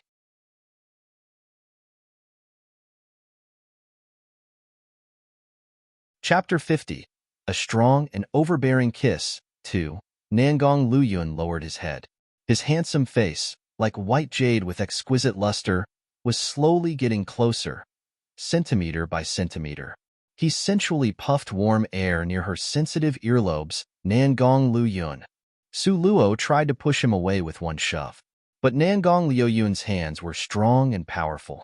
His long arms tightly imprisoned Su Luo near his chest. His palm touched Su Luo's pink tender cheek, and his thumb gently caressing her lips, like a lipstick gentle and smooth, meticulously contouring the shape of her lips. Su Luo opened her eyes wide. She wanted to resist, but she soon discovered that she was helpless in his grasp. Suddenly, Nangong Liuyun's palms appeared on the back of her head, locked itself there, and heavily seized her petal-soft lips. His tongue was hot and soft, but also seemed to contain a formidable strength. It sharply entered to explore the inside of her mouth and closely chased after her tongue. Earnest yet persistent, he closed his black as ink eyes and stood fast, as he evenly drank in her sweet flavor. Since the beginning, she had been resisting. Even under such overwhelming assault, she still passionately resisted. But he secured her hands behind her back. The back of her head was once again powerfully in his grasp, and her entire body became weak and limp, unable to move a single step. This kiss was full of burning lust and strongly felt of honeyed desires. Perhaps it was due to a body's instinctive chemical response, or maybe it was because of his superb skill. Whatever the cause, slowly, her stiff body started to soften and steadily began to harmonize with Nangong Liuyun's forceful, wantonly plundering kiss. Currently, Su Luo's brain activity had flatlined. The past betrayal she experienced in the other world, the pain that tore her heart and split her lungs, she couldn't think of anything. All rational thoughts had fled, and her body slavishly listened to the commanding kiss and feedback this signal to her brain. After what seemed like an eternity, their lips parted. The corner of his mouth held a sliver of white, silken thread, giving off a coarse and wildly erotic appearance. All along, Nangong Liuyun's vision was locked onto Su Lu. It was hard to read anything from the midst of his beautiful eyes. However, they seemed to still hold remnants of passion. Su Luo's fair and delicate face, without any warning, had become red. Her subconscious mind wanted to push him away. Nangong Luyun, however, suddenly gave off a wicked laugh. Once again, his lips, like swan feathers, gently played across her cheeks, her earlobes, her eyes. Both of Nangong Liuyun's lips resembled a blazing ball of fire, wantonly setting everywhere aflame. Wherever he kissed, a fervent blaze that could scorch anything it touched would spread there. Su Luo's temperature increased little by little until it finally engulfed her entire body. Su Luo suddenly felt as if she had been set on fire. Memories from her previous life came back thick and fast. On top of the cliff, that impossibly hard to forget sense of betrayal rushed forth like the tide. A sense of panic suddenly flashed across Su Luo's heart. Subconsciously, she abruptly used all her strength to push Nangong Luyun away. Nangong Luyun, who was immersed in the passion and desire, was completely taken aback. He did not expect Su Luo would take such an action, so, without the slightest bit of guard, he heavily fell backwards. Bang! A loud sound echoed, as the back of Nangong Liuyun's head knocked against the hard interior wall, producing an echoing sound that was sharp and clear. The surrounding area became very quiet all of a sudden. The air was saturated with a feeling of awkwardness. Nangong Liuyun's expression was covered with haze, like tranquility before a tempest. His pair of eyes, black and deep as ink, seemed cold and overcast with a somewhat scary, deadly look. These eyes locked onto Su Luo, and his handsome appearance condensed into a thick layer of frost. Su Luo was dumbfounded. She unconsciously covered her red lips, wanting to laugh but afraid to laugh. Within her there was not only embarrassment, but also a thread of regret. How could she have known that this strong and overbearing man was so frail? With one push he would fall? Are you okay? Su Luo saw him firmly glaring at her. He seemed to want to stare until he reached the bottom of her heart. This made her become apprehensive. She could only feebly stand by her question. Her response was Nangong Liuyun's silence and that pair of cold black and fierce eyes. Su Luo slowly moved closer to him and somewhat awkwardly scratched her head. She even shook his sleeves with a hint of embarrassment. Being at a loss, she continued to ask, "Does it hurt? It should have been very painful, right?" Just now, the sound from the impact was so severe that it could scare people. Nangong Liuyun's deep dark eyes were cold and remote, and moodily measuring and watching her, he replied, "Want to give it a try?"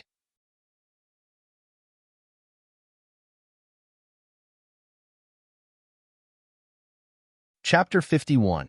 A Strong and Overbearing Kiss. 3. No, it's okay.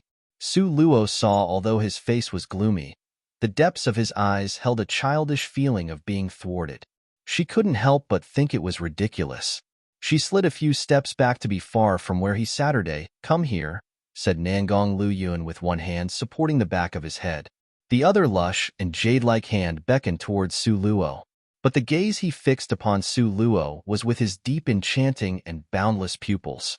His light, phoenix-like gaze narrowed. It seemed to hold a touch of laughter inside of it. From its disappearing, beautiful nature, their hidden depth revealed an insufferably arrogant and noble haughtiness. That effortlessness exuded the highest quality of a tyrannical king. It was a gaze that, just by seeing it, people would find it hard to defy such elegance and charm that resemble nature itself. Su Luo perceptively shook her head. She was not a fool. If she went over now, then wasn't it voluntarily delivering herself to his door for him to ravage? Of course she didn't want that. However, Nangong Liuyun's beautiful, elegantly thin, rosy pink lips started to rise. His mouth suddenly issued out a whistling sound. It was a crisp whistle that was loud and resounding. Suddenly, the dragon-scaled horse galloping at lightning speed, by scattering open its 4 hoofs, abruptly raised up both front hoofs. It followed up with a mighty whine. However, because of the stop, the horse carriage suddenly began to twist, and, not in the least bit on guard, Su Luo got violently thrown back without the time to react. She had again fallen back into Nangong Liuyun's embrace. Before she could sit back up, Nangong Liuyun's slender, powerful hands dared to clamp like steel around Su Luo's wrist. His enchanting and devilishly sly lips turned upwards, carrying a trace of arrogance and haught. His pair of dark, obsidian-like eyes shone luminously and firmly locked onto Su Luo's face. The corner of his mouth raised into a wicked laugh. Such a laugh made Su Luo somewhat scared within the depths of her heart. What are you doing?" Su Luo unconsciously hugged her plump, well-endowed bosoms. Her stammering tone betrayed her guilty conscience. "You said you won't come over. Yet didn't you just take the initiative to deliver yourself into my arms?" His eyes contained an evil and stern smiling expression. "Obviously this is due to the fact that you cheated." Su Luo bitterly threw him a glance. He and his dragon-scaled horse had conspired to set her up, so instead of distancing herself, she could have been said to have thrown herself into his arms. It really was truly preposterous. So what? Nangong Liuyun's smile was really infuriating. His eyes turned into peach blossom as they started to shine brightly. If you have the ability, you can also go and catch such a horse. But right now you should be compensating this king for his time. What do you want? Su Luo felt she was extremely unlucky at this point. Nangong Luyun supported his forehead with one hand and allowed his soft, fine black hair to flow down swiftly. He really did carry such a devilish charm that despite acting wild and rash, it was making him out to be the ultimate lure. He unhurriedly spoke with a deep and alluring voice. His beautiful, dark eyes resembled a sinister pit of darkness and profoundly mysterious that did not allow people to see into his thoughts. How about serving this king? The corner of Nangong Liuyun's dark eyebrows raised slightly as he glanced around. Inside of his eyes flashed prettily and flirtatiously with a touching smile. Nangong Liuyun's pair of snow-white hands gracefully swirled the wine cup made of jade celadon. While taking a light sip from time to time, his appearance was happy and content. How do you want to be served? Su Luo expressed that she completely did not know. Nangong Luyun, with a joyful expression, shot her a quick glance. His entire body leaned on top of the soft cushion, giving off a lazy impression.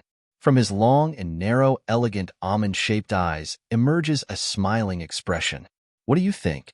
Su Luo thought about it, picked up the white jade wine jar, artfully poured a cup of wine, and handed it to Nangong Luyun.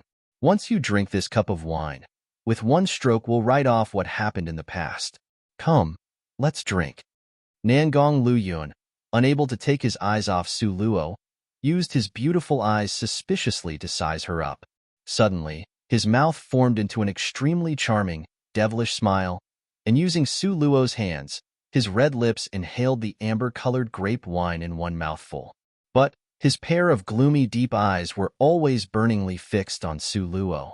The corner of his mouth was perfectly curved, and a scarlet drop of wine rolled down it. This gave off a pretty and flirtatious charm, but also cold and bloodthirsty. Being watched attentively by such a wild and coarse wolf-like stare, Su Luo's heart secretly shouted to herself, "Not good." She turned around wishing to retreat, but who would have known that Nangong Luyun already single-handedly clasped onto the back of her head, immobilizing her body. After that, a dense shadow came to envelope her.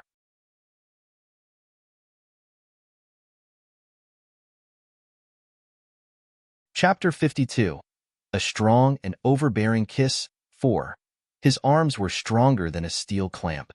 They firmly imprisoned Su Luo, and under their command she was unable to budge, let go. Whoa! Su Luo just opened her mouth when a full-bodied, strong alcoholic drink was forcefully poured into her mouth. The bright red grape wine was following the corner of her mouth, and drop by drop, it tumbled down. Nangong Liuyun's appearance, from head to toe, emitted a majestic and imposing manner. No matter how much force Su Luo employed, he still had not moved a whisker's width. Su Luo's struggle in front of him was as negligible as dust. The feverish kiss was earth-shattering, strong, and overbearing. Su Luo's mind became an area of blank space, and in a split second, she almost lost herself. Forcing Su Luo to swallow that mouthful of red wine, Nangong Luyun intimately closed in. He tenderly touched the edge of her lips and wandered there, lingering. The soft kiss was as if a feather was caressing along her mouth. The tip of his tongue's scorching heat burned her, and removed any resistance to the red-colored drops of wine at the corner of her from mouth being sucked clean. Both of their extremely beautiful faces were almost within reach, close enough to feel one another's scorching, hot breath. All around them, there was nothing but quiet and silence. The only thing that could be heard was the dragon-scaled horse's rapidly running gallop that gave rise to a biting, cold sound of the wind. Nangong Luyun tenderly cupped the palm-sized small face in front of his eyes, scrutinizing every delicate detail, with his obsidian eyes radiating a fascinated expression while leaving behind a strong sense of passion. This kind of passion and intimacy made Su Luo feel very uncomfortable. It made her involuntarily think about the betrayal in her previous incarnation. Su Luo clearly and coldly turned her head, suppressing the severe waves of nausea in the pit of her stomach. Little by little she adjusted to the extreme. Nangong Luyun, however, did not let her go. A pale, moist finger detained her bright, clean, and tapered lower jaw. His voice carried unprecedented seriousness, stressing each syllable to ask, "Am I that loathsome?" His gaze from the beginning was firmly locked upon her face. As a result, he couldn't have missed the disgust that flitted around inside of her eyes and her feeling of distress just a moment ago. Abruptly, the mood dropped until it had reached the freezing point. Su Luo slowly pushed him away. Her gaze went through the window curtains that had been tossed aside, looking towards the distant and remote sky. "I'll ask again, am I really that loathsome?" Nangong Luyun asked persistently from behind her back. Was he loathsome? Su Luo asked herself honestly. Ever since waking up in this world, Nangong Luyun's assistance toward her has been an undoubtedly enormous boon. Although he sometimes liked to raise and lower his hand towards her, there was never any malice. But how could she tell him about that matter from her previously life? That matter, that person, she really doesn't want to mention it. A trace of sadness, difficult to perceive, emerged from Su Luo's dimly lit eyes as she said, "My broken heart has nothing to do with you, so don't ask anymore."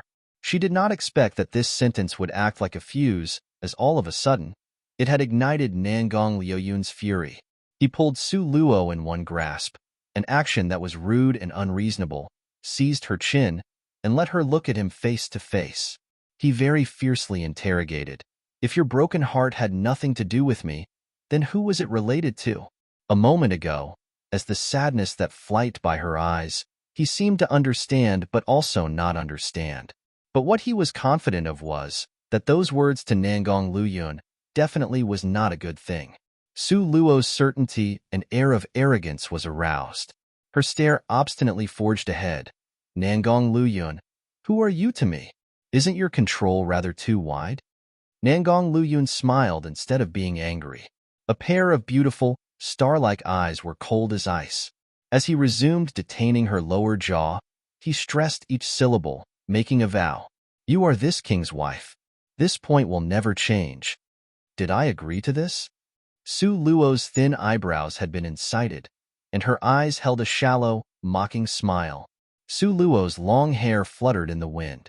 Her face faintly smiled. Her meaningful glance lacked both stormy waves and swelling water. Neither joyful nor sad, the depths of her eyes hid a horrifying expression. Nangong Luyun stared blankly, as he became stumped for words. After just a moment, a mysteriously cold look emerged from its serene and hidden depth.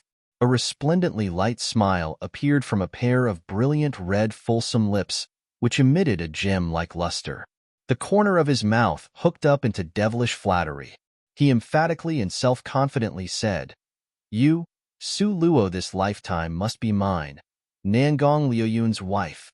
A pair of glittering obsidian eyes flashed an expression that disdainfully look at all living things, revealed a regality, insufferable arrogance, and overbearing haughtiness. Let's wait and see, walking to the end of this road, what the final result will be. Su Luo's pink lips rose up a little.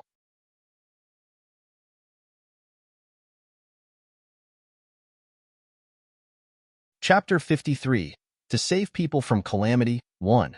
The dragon-scaled horse was really worthy of its accolades.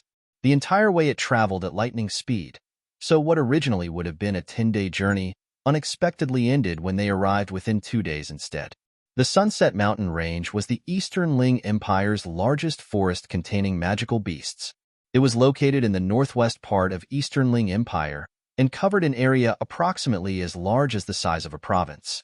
Inside the forest, trees have undergone countless years of nourishment. These ancient trees were not only lush and flourishing, they also reached high into the sky. The magical beasts roamed this land, without fear, and people without martial art skills would not dare to enter inside. But the Sunset Mountain Range's arteries were not completely devoid of life. Inevitably, there were martial artists who went inside, perhaps to learn through experience and cultivate, or maybe even to hunt magical beasts or to forage for medicinal herbs. The extravagantly gorgeous horse carriage slowly came to a halt. stopping at a small village on the northern edge of the Sunset Mountain Range called Bridgehead Village. Normally, people who wanted to enter the Sunset Mountain Range would rest for a night in Bridgehead Village. Here they could replenish and prepare the supplies necessary to enter Sunset Mountain Range. Eat more green vegetables, because once we go in, there will only be roasted meat. In a private room, Nangong Liuyun's chopstick picked up slices of chicken and placed it in Su Luo's bowl. Inside his eyes, they were nearly overflowing with a dazzling smile. The argument from 2 days ago, as far as he was concerned, already seemed like a puff of wind. Once it had been blown, then it was gone like a puff of smoke. After the events of that day, he quickly returned to acting the way he was before, scheming about the hunting trip, such that Su Luo could not lift her face. Su Luo glanced at him and said, "You should also eat. If you get it for me, then I will eat it." Nangong Luyun leaned close to her, with a shameless smile on his face. However, in that very moment, a noisy scuffling sound came through from the outside. Among the noise was also accompanied along with the yells and cryings of a little girl, who seemed to have lost her head out of fear. Su Luo looked down from the open window. At that time, a dispute was breaking out on the first-floor lobby. One could only see a 13 to 14-year-old girl really crying miserably, and at her side, her white-bearded grandfather had just been grabbed by the collar and hoisted high into the air. "You guys let go of my grandpa. You guys quickly release my grandpa. Grandpa will quickly be strangled to death by you guys, wah?" The little girl was crying so hard that she almost was unable to breathe. Yet the person choking her old grandpa was a wealthy young noble. Though his entire body clothed in splendid brocade garment, it was a pity he had been born a sharp beak and monkey cheeks on his face. He dragged on the final sound of a syllable and leisurely sneered. With a face that held a very ferocious appearance, "Dead old man, you see clearly, right? Our plate of food has a fly in it. Come now, tell me, how will you deal with this?" That elderly man being strangled was already around 70 to 80 years old, his hair white as frost, and he had a face full of wrinkles. With his eyelids drooping, his answer did not come quickly. Misery filling his eyes, he trembled, swayed, while he entreated the man, "My lords, our inn is always clean. How could we have flies? This surely was a mistake somewhere." "A mistake? Is this not a fly? Speak you. How are you going to deal with this?" That wealthy young noble, with one foot on top of the bench, was still grasping the old man's collar with one hand. Behind him was a row of hired thugs, each and every one of them with a dragon's vitality and a tiger's ferociousness. Their gazes opened wide as a circle. They were extremely formidable, so much so that they gave off a powerfully deterring aura. "These dishes, just regard it as this little old man's gifts to all of you, free of charge. What do you think?" The old man's face had an unspeakable sadness. "Gifted to me free of charge? What do you mean? Is this not acting as if we are freeloading?" That wealthy young noble was very dissatisfied. "You see clearly it's your house's dish that has a fly. Ah, see? Did you see it?" He lifted the elderly man's head and pressed it down onto the table, almost burying his entire face into the dish full of food. Misery filling the elder man's eyes. "Yes, yes, yes. You lords say how it should be handled, and it will be done in that way." The frequent sound of the wealthy young noble's cold laughter could be heard as it resounded. "You know, this is not because we deliberately extorted you. It's because your food had a problem. So, upon seeing that you provide 50 tael of silver, then this matter will end from this point on." 50 taels? An expression of such shock flashed across the elderly man's entire face that it was almost hard to believe.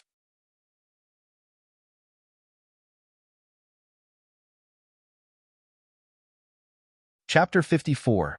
To save people from calamity, 2. What? Can't pay out for that amount? The wealthy young noble laughed maliciously while casting sidelong glances at the old man. The elderly man grimaced in response.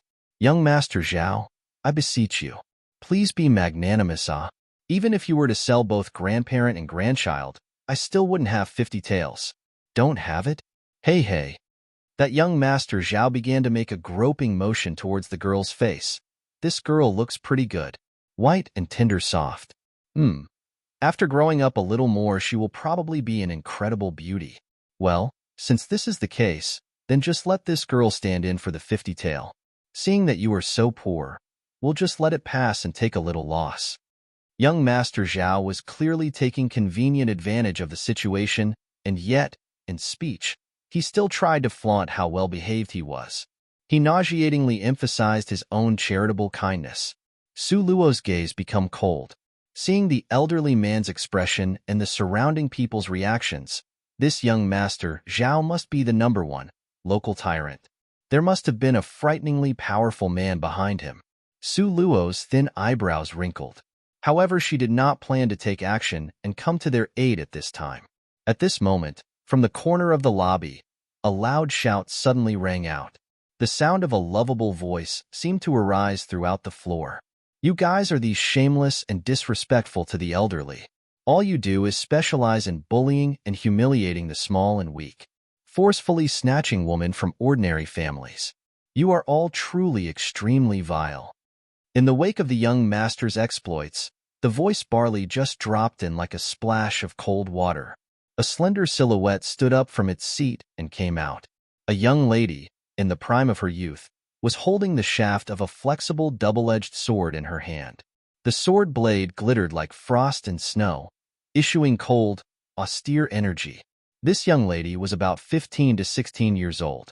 Her upper body covered in blue with green jade, and a smoky-colored jacket with open slits. The bottom was a light blue, pleated skirt patterned with flowery water and mist. The skin on her small face was like a clear, crystallized amber. The snow-white complexion revealed a trace of pink, still carrying a little baby fat. It was offset by a pair of large, pea-sized dimples, a refreshingly clean look that was capable of charming any person it was directed at. On the table behind her sat 5 to 6 young men and young ladies of the same age. They gave off an image of an organized group from a school that was sent out to learn from experience. Moreover, Su Luo felt that the young lady in front of her eyes seemed a bit familiar. Her surname should be Liu. She appeared to have played very well with Su Shi. Before with Su Shi, she had even acted jointly to cause her harm. Su Luo, with one hand supporting her chin, was full of interest as she watched the development of the play below. She actually didn't expect that Miss Liu, with the same character as Su Shi, could be so willing to perform such a good show as to save a person. This, after all, what reason could there be for this? Young Master Zhao, stroking his lower jaw and full of interest, began sizing up the young lady in front of his eyes. Oi, little beauty, are you demanding to throw yourself into my arms? Shameless, Miss Liu shouted, and with one thrust of her long double-edged sword she whooshed over. Miss Liu gracefully displayed her long, double-edged sword dance naturally, causing it to glitter like frost and snow. The sword thrusts appeared like blooming flowers in all directions with a vigorous and strength-born presence. This aura seemed to be teeming with the desire to kill. Young Master Zhao's originally teasing expression very quickly became motionless. A serious expression began to appear on his face. The two people intertwined to fight, unable to distinguish who's better. Even though downstairs was bustling with noise and excitement, Nangong Liuyun's gaze had, since the beginning, always been locked onto Su Luo, smiling and tweeting like he was singing a song. You see, now the limelight was snatched by someone else. He could see Su Luo's sympathy towards that granddaughter, and this was the reason why his comment carried a teasing air to it. Nangong Liuyun, in your eyes, am I just an idiot? Su Luo exasperatedly rolled her eyes. Whatever do you mean? Nangong Liuyun's pair of bright, resplendent diamond-like eyes were fixed on Su Luo. That young Master Zhao. With one look you could already determine that he was the local gang leader. That Miss Liu may be able to save them once, but what about a second time or a third time? She cannot protect them once she leaves. So, when she does leave, those thugs will bring more people to tear down this restaurant. This is not called rescuing people, but to bring them more harm. Su Luo's beautiful eyes roamed around, with an indifferent expression, the corner of her mouth hooked into a distinct cold arc, like the splendidly gorgeous firework fading faintly into nothingness. Pausing a bit, she once again sneered. Besides, even more so, when looking at her current status, it would be pretty good, if she end up not inviting more trouble for that pair of kinsfolk. Nangong Luyun humorously watched Su Luo, and an expression full of appreciation flashed across the depth of his eyes. His Luo girl definitely does not know that her manner of speaking, frankly and with assurance, was so radiant it illuminated her entire persons with a colorfully splendid light. Also, only with such a clever mind as hers could at the moment of rescuing someone thoughtfully consider the entire situation. Only then will a person truly succeed in helping another in solving their trouble, rather than bring about a more difficult problem.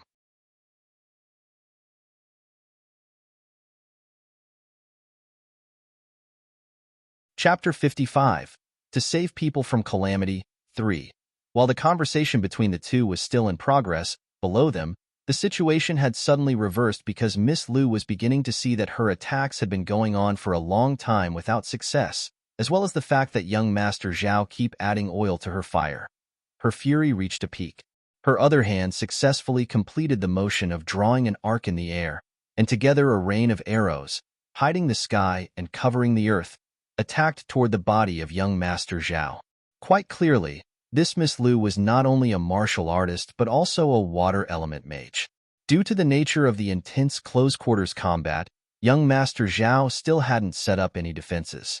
An ominous whoosh of the wind sounded, as no less than 7 water arrows, similar to sharp swords, pierced every part of young Master Zhao's body. Young Master Zhao had an incredulous expression on his face. When he had toppled to the ground, he died while refusing to close his eyes. Miss Lu joyfully threw a glance in the direction of the second floor, and afterwards, with a conceited manner, she walked away and returned to her team members. Young Master. The row of bodyguards behind young Master Zhao had just seen their own young master killed, so each and every one of their eyes were bloodshot from rage. Baring their teeth, they truly wished to split in their enemy's eyes and pop their veins until it exploded with their own 2 hands.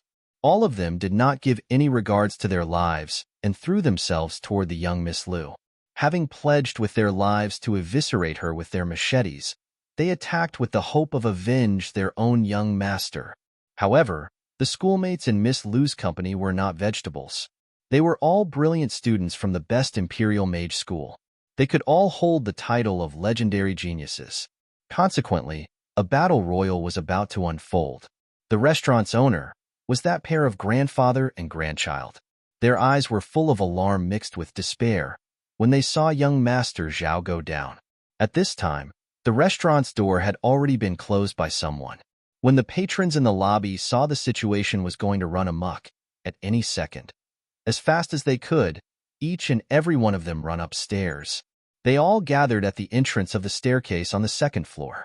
Those few who knew about young Master Zhao's background felt they had really encountered calamity and expressed mutual faces of those who were truly out of luck.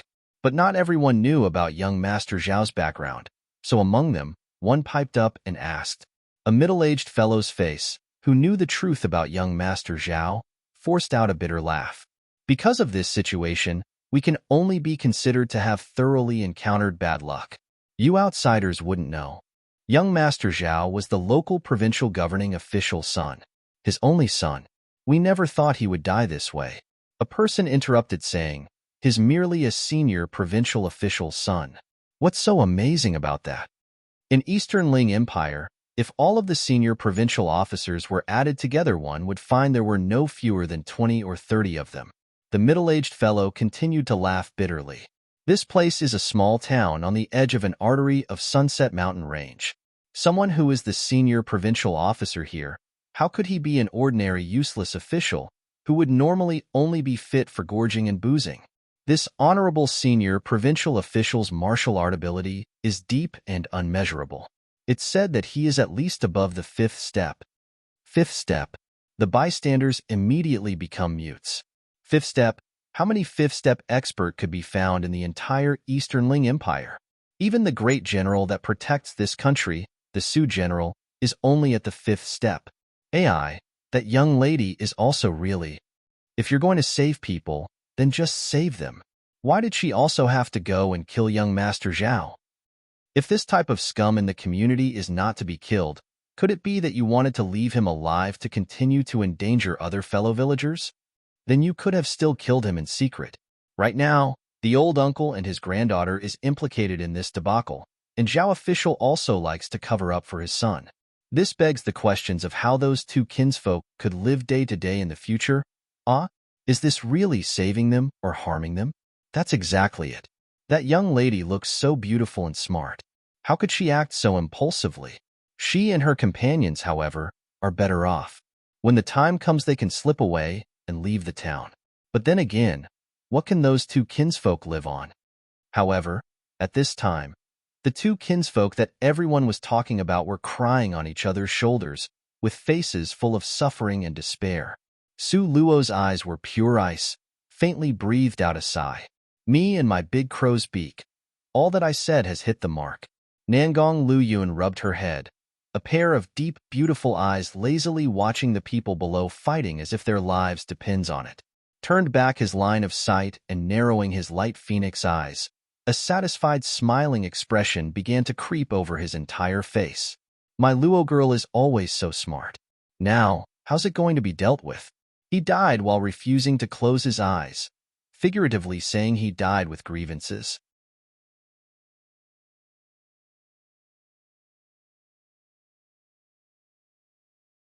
Chapter 56. To save people from calamity. 4. What do you mean? How's it going to be dealt with? Su Luo tilted up her fair, delicate, small, palm-sized face and her pair of beautiful, vivid, moving eyes. Not easy to deceive. Nangong Liuyun's slim, white, glossy forefinger curled toward her exquisite nose. If it were concerning other women, he, Nangong Luyun, just had to know how many women he wanted, and he would get that many. With a simple motion of his fingers, he could have countless young ladies voluntarily delivering themselves to his door. Only this girl, without exception, would not be taken in by his deception. But this way was even better, as it further aroused his determination to chase after her. He must get her. Su Luo irritatedly threw him a glance. Honestly speaking, Nangong Luyun had an extraordinarily beautiful and youthful appearance. A pitch-black and profound set of pretty, arrogant eyes. He had bright eyes and white teeth, one distinctly light, thin pair of lips, which seemed as if they were plumped from the taste of cinnabar. There was also his highest quality of languid, devilish charm. He had a seemingly unsurpassed grace and bearing, priceless beauty, and was both leisurely and romantic. Then carefully watch the play, and don't let your mind randomly wander off. Su Luo, with a somewhat reluctant expression, shot him a cold stare. She then turned her face away from him. Thus she did not see the wry smile that flashed through the depths of his eyes. At this point in time, the fight in the lobby had long gone past its climax, and only now it had come to an end. Those people who chose to become bodyguards generally did not have a high level of martial arts skill, so this very fight had already been predetermined to be Zhao family's defeat. Even though they had many men and great strength when swarming with these numbers, but how can they hope to last against these little geniuses from the imperial school that had came out to improve through experience? Very quickly, the bodyguards from Zhao family had all been decapitated. One could call them so dead that they could never die again. At this time, the blood flowed through the lobby like a river, from the mess of about a dozen fallen corpses.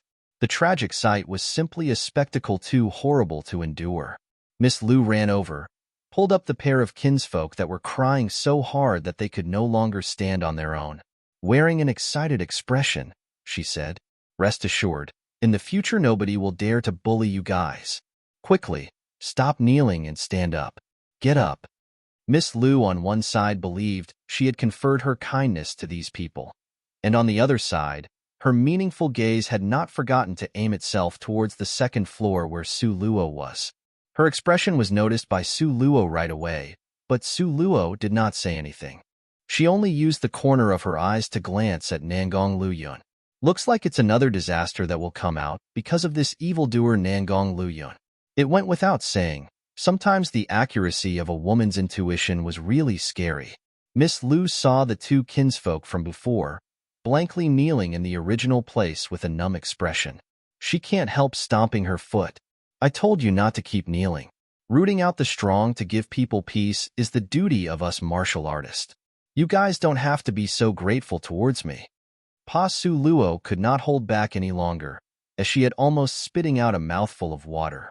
It turned out, this Miss Lu actually thought that those people kneeling and refusing to get up were because they were too grateful for her actions. However, they really didn't know of a good way to tell her the truth. Who? Miss Lu's ears were sharp, and hearing the sound of ridicule, thump, thump, thump, she ran up. Her eyes directly locked onto Su Luo. Was it you before who was laughing at me?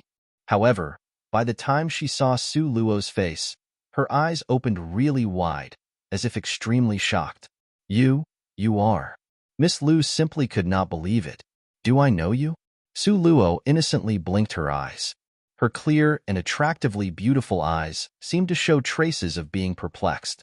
Miss Lu, seeing the Su Luo in front of her eyes, only saw swathes of 3-che-length white misty muslin gown tailing on the floor and her face without a touch of cosmetics.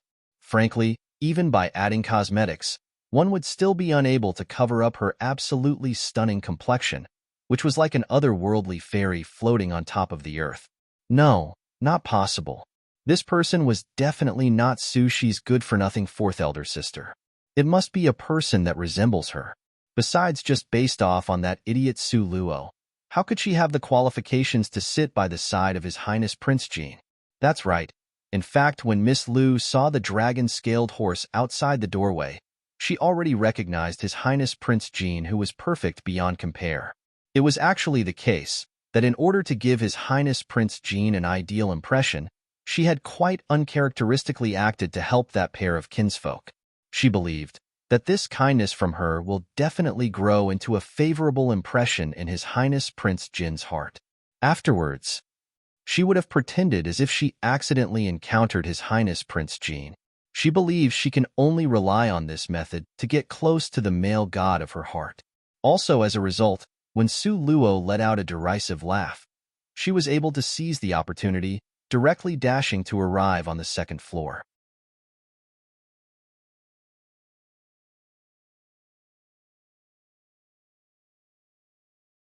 Chapter 57. Coldly arrogant, distinctively remote. With an indomitable air that terrorized all, Miss Lu had already pushed Su Luo to the side. Her small, bright, and beautiful face exuded rays of light like the luster of gems. She somewhat bashfully stared at Nangong Luyun. Prince Jean, is your highness also going to the Sunset Mountain Range? Nangong Luyun was clothed in an azure brocade robe with the wings of golden serpents embroidered on its cloth. His pair of long, slender, white hands gracefully swirled the wine cup made of jade. From time to time, he would take a sip with a happy and content demeanor. It was almost as if Miss Lu did not even exist in front of his eyes. Even when Lu Ruohua saw Nangong Liyun's icy expression and dismissive manner, she was still not discouraged. She hurried said, Prince Jean, your highness doesn't remember me? I am Ruohua, Lu Ruohua. That time at the Imperial Mage School, your highness gave me pointers on how to cultivate. Nangong Liyun's phoenix-like eyes narrowed and swept her a slight glance. Although he was smiling, the depth of his matchless eyes seemed to be indifferent. After quite a while, an icy voice delivered, Are you finished speaking? Lu Ruohua nervously nodded her head and prudently observed Nangong Liyun's expression. According to Su Shi's remarks, Prince Jean was the 9 Pagoda Palace's celestial being. Even looking at him once was blasphemy. Now that she could stand face to face in front of him, Lu Ruohua felt extremely nervous. Her heart felt like it was about to jump out of her throat. The corners of Nangong Liyun's mouth curved up. His eyes were obviously laughing, but their pupils were ice-cold and indifferent. With a trace of impatience in his tone, then scram, he stingily did not provide her with any superfluous word. Lu Ruohua's face immediately turned red. She was floundering as she stood there, not knowing what to do. This was such a rare opportunity to get close to His Highness, Prince Jean. How could she so easily let it go? By the next time they meet, who knows if there will be such a chance? Lu Ruohua made a fist, inwardly trying to muster up some encouragement for herself.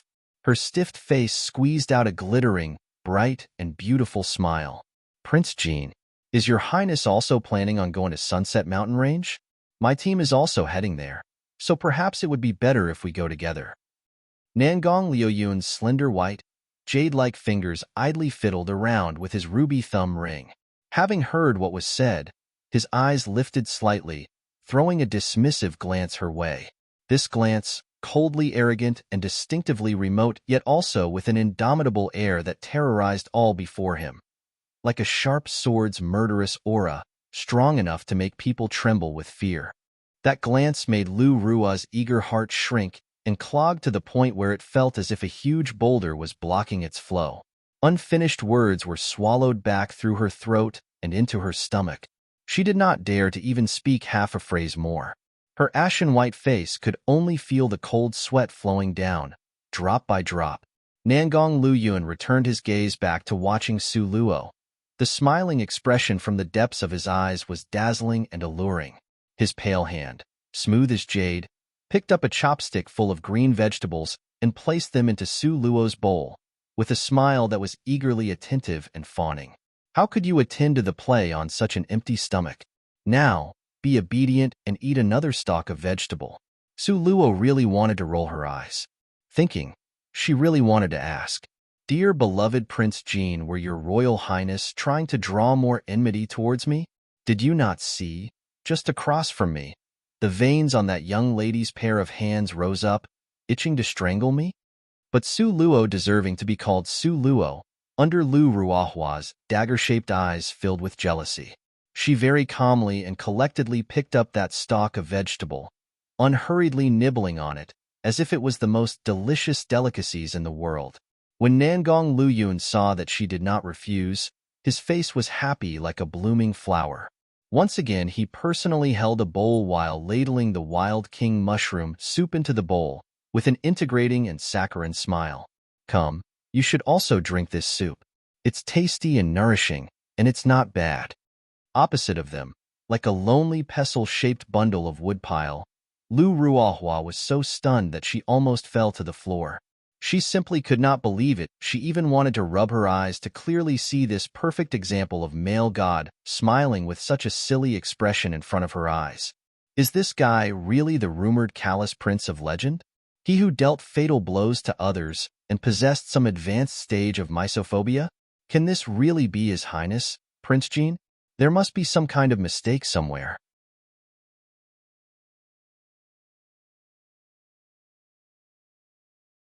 Chapter 58. Unexpectedly, it really was her. "Jean, Your Highness Prince Jean?" Lu Ruohua sheepishly asked. Nangong Luyun, once again, threw an indifferent glance at her. His frosty eyes were like a pool of ice, remote and cold as he turned his back on her and knitted his eyebrows. "Why haven't you scrammed yet?" To Nangong Luyun, there were only two kinds of people. There were people he liked, and the others, who were all considered outsiders.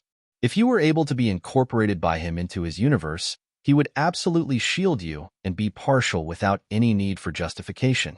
If you were unable to enter his world, he would always seem courageous, but also very scathing, callous, cruel, and bloodthirsty. Currently in his eyes, there is only Su Luo. Everybody else was just fleeting like floating clouds. Lu Ruahua bowed her head with respect before His Majesty, but her hands were clenched into a fist. Yes, there was no mistake. This gloomy, cold, indifferent person was like a Jura that seemed to come straight out of the center of hell. He was definitely His Highness Prince Jean. But how could he? Nangong Liuyun's words were extremely harsh, and most normal women would have already been crying and sent fleeing by now, but Lu Ruahua was different. She already knew about Nangong Liuyun's cold and callousness, so even if Nangong Liuyun's words were extremely offensive, she still would not budge. Su Luo looked at Lu Ruahua in a calm, composed manner. A thread of admiration flashed across her eyes.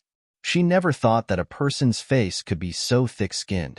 No matter what happened to her, she could not be driven away.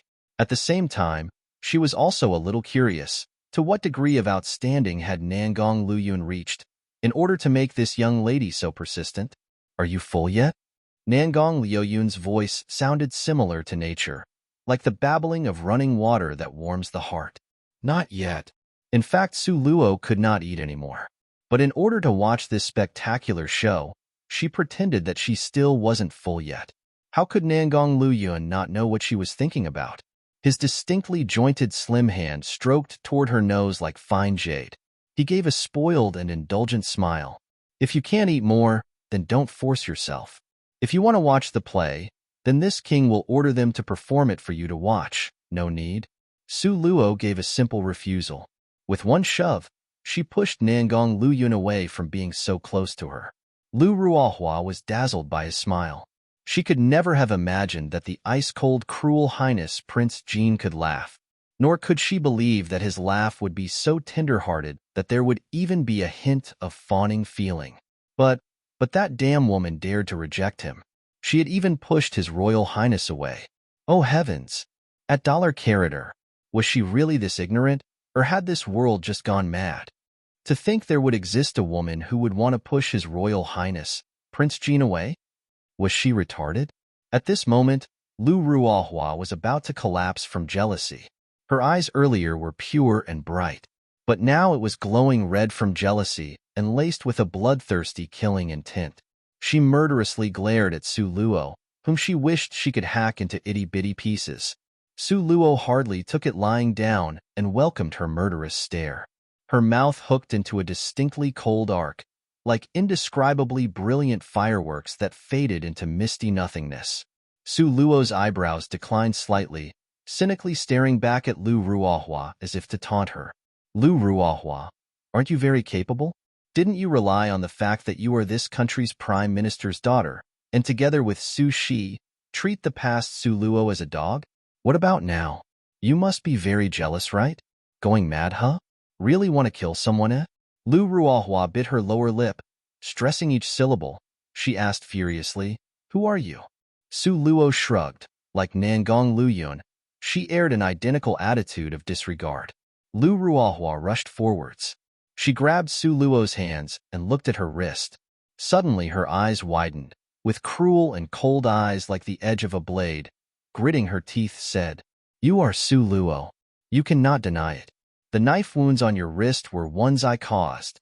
Su Luo did not deny it. She faintly smiled. "The third Miss Lu, pleased to meet you. How could it be you?"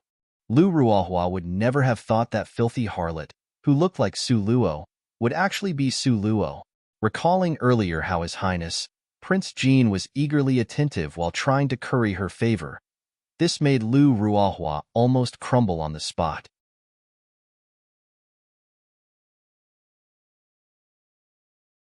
Chapter 59. Cut off at the wrist because of her rattled emotions, Lu Ruohua was tightly clutching Su Luo's hands with such strong force that she looked like she was about to rip off Su Luo's wrist from her still-functioning arms. Su Luo's expression darkened, and out of the corner of her eyes, she shot a quick glance at Nangong Luyun. All of a sudden, she let out a muffled groan. Nangong Luyun's facial expression became brash and ruthlessly tyrannical in a flash. His sharp, hawk-like eyes erupted with a dense air of fury and a penetrating, icy coldness. If one were to look at him in that instant, they would not be able to tell what he did, but would only see the overbearing shadow of his sleeves as they flew past. As for afterward, well, there really weren't any afterwards. Because at this time, Lu Ruohua was already gone from this private room on the second floor. The only thing anyone could see was her meager, thin body, similar to a feathered arrow being shot, jettisoned towards the first-floor lobby. She crashed hard and tumbled in excess to the ground, diving face first from the sky.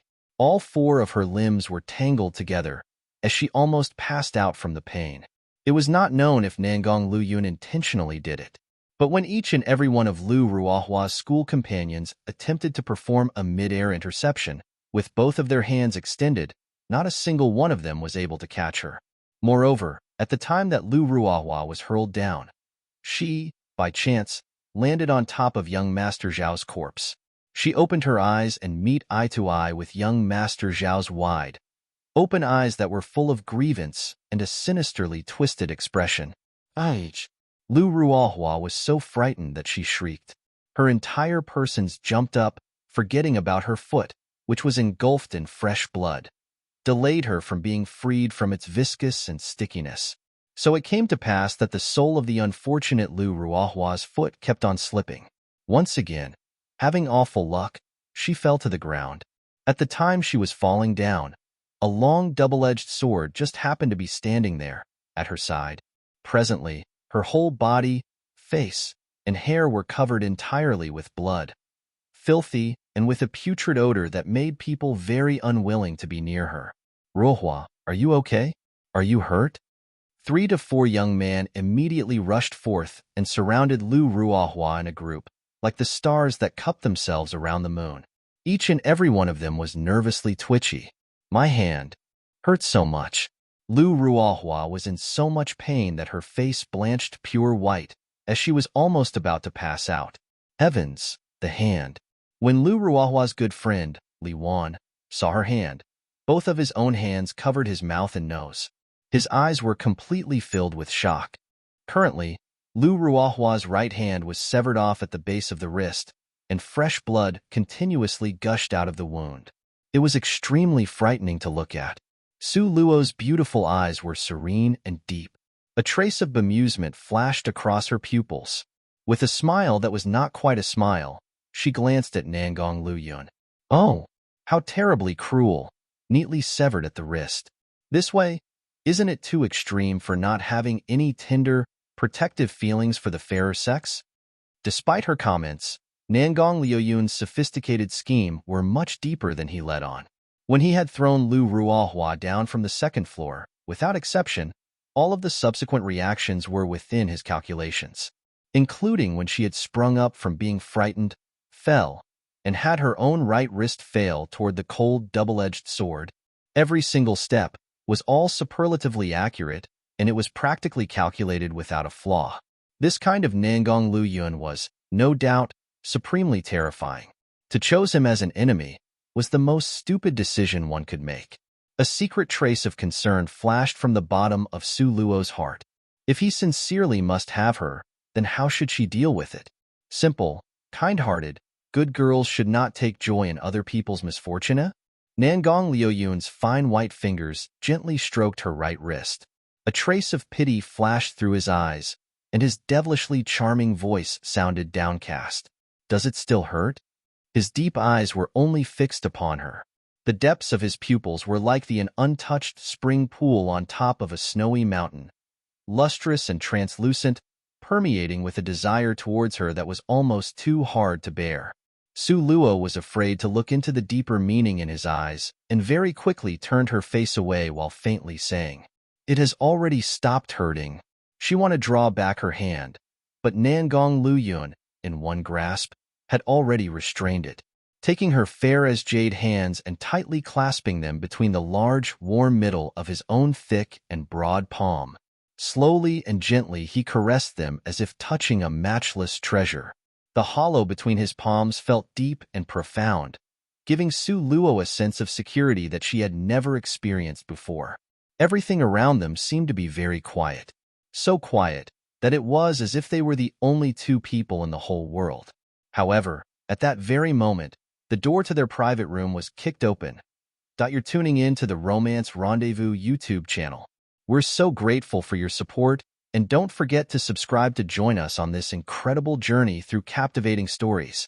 Your generosity through donations truly makes a world of difference, as it's the primary source of revenue that allows me to expand and enhance this channel for you. Thank you from the bottom of my heart for being a part of this adventure.